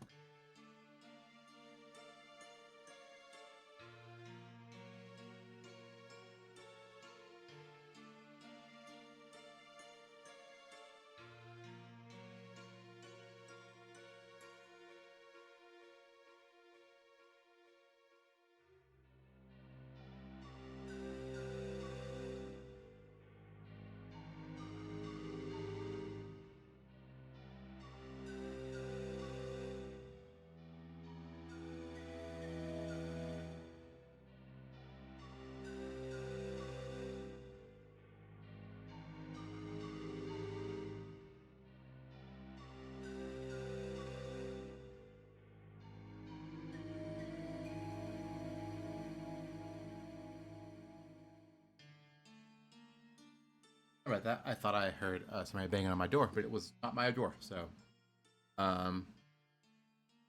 damn, this guy's blinding me with a camera flash. Better continue walking toward him 3 times.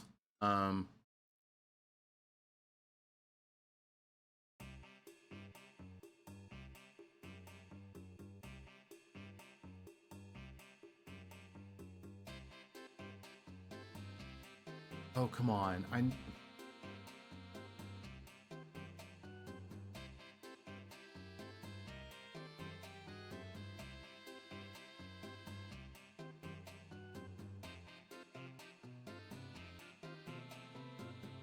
Oh, is this no.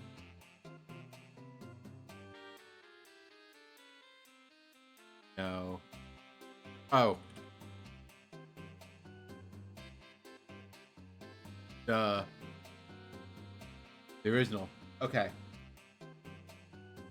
One more of these, then we will find that gameplay or Southern Hospitality is the first review. Rated at 5 stars. We're gonna get it out of the way. Not Deliverance.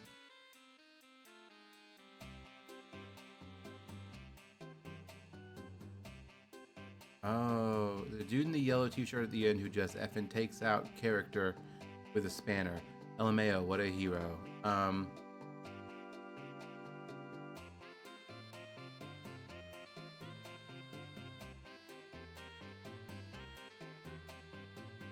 More review.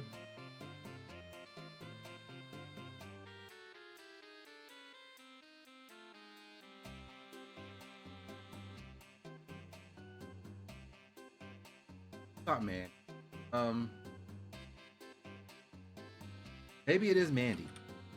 No. All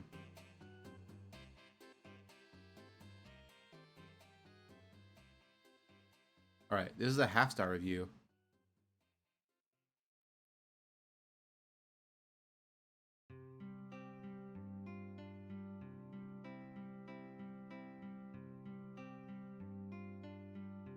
It's definitely a horror movie.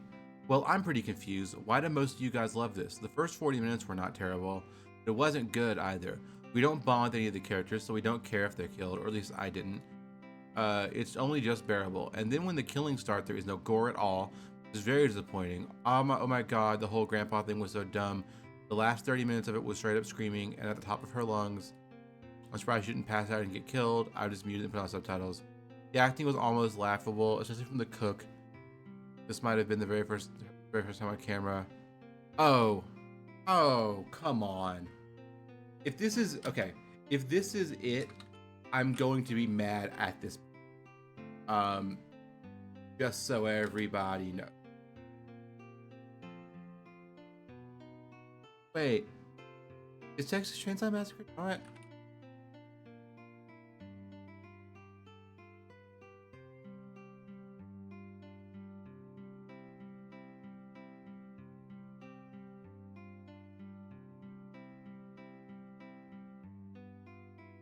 Well, that's weird. I don't think it's Knives Out because it mentions the last 30 minutes of just being straight up screaming, which makes me think,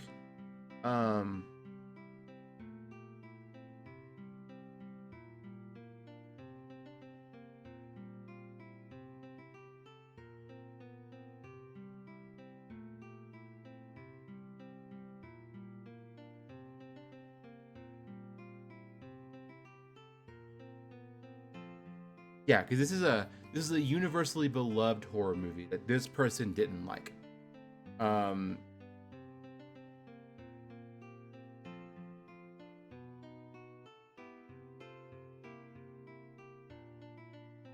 Okay, this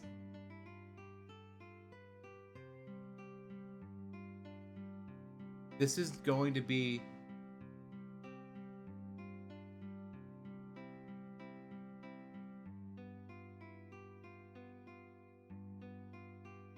Massacre has a grandma. That's the thing. It's like this grandpa. It's like it makes sense for it to be this movie, but it's not on the list. I'm gonna guess the 2003 version. No. One more. Okay.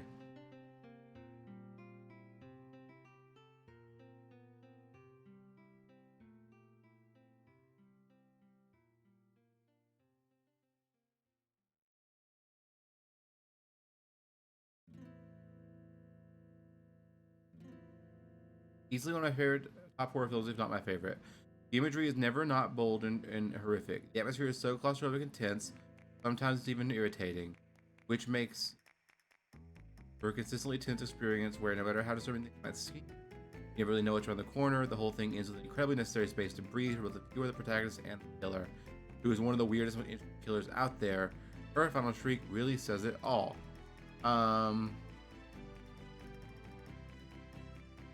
Is it? No, not Halloween. Hang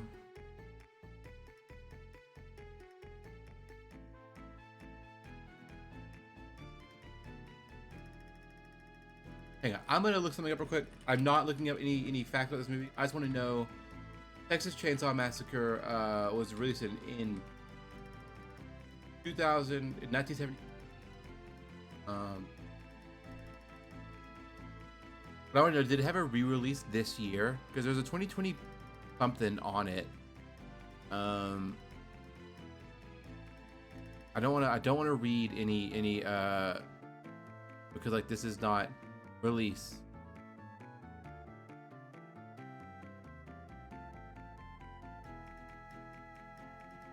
Hang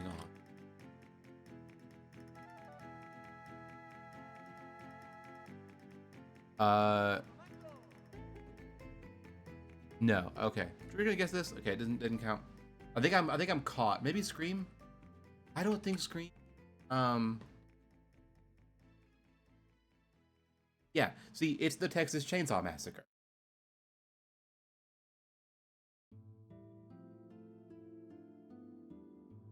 Because surprised he hasn't been caught considering loudest effing weapon. We're just gonna keep guessing these until it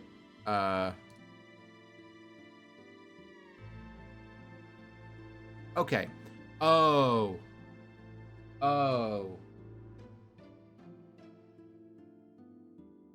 dang. Well, I was never going to beat that because the first movie is listed as Chainsaw with a space. So I was right. We are all here for me being right, and I want everyone to know that. But dang. Well, that's funny. That actually is very funny. That's what got me. We were here. All right. All right. Let's look and see. Let's play something. Let's play something. Because I'm just sort of being mad now. I'm mad at that game. Let's see. Download any demos that I was really interested in.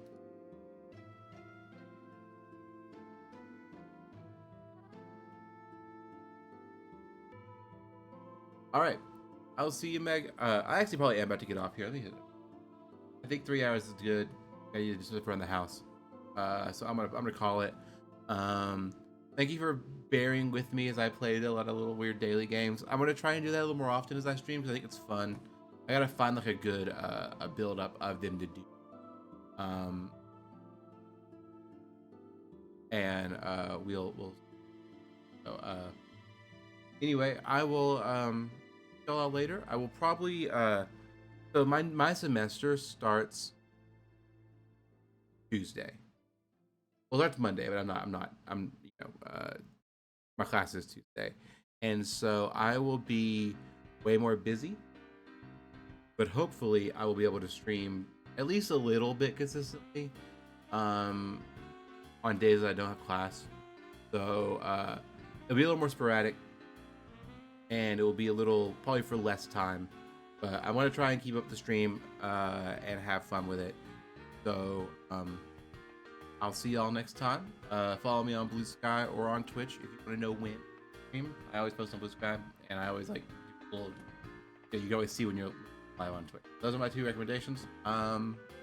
And have a good one.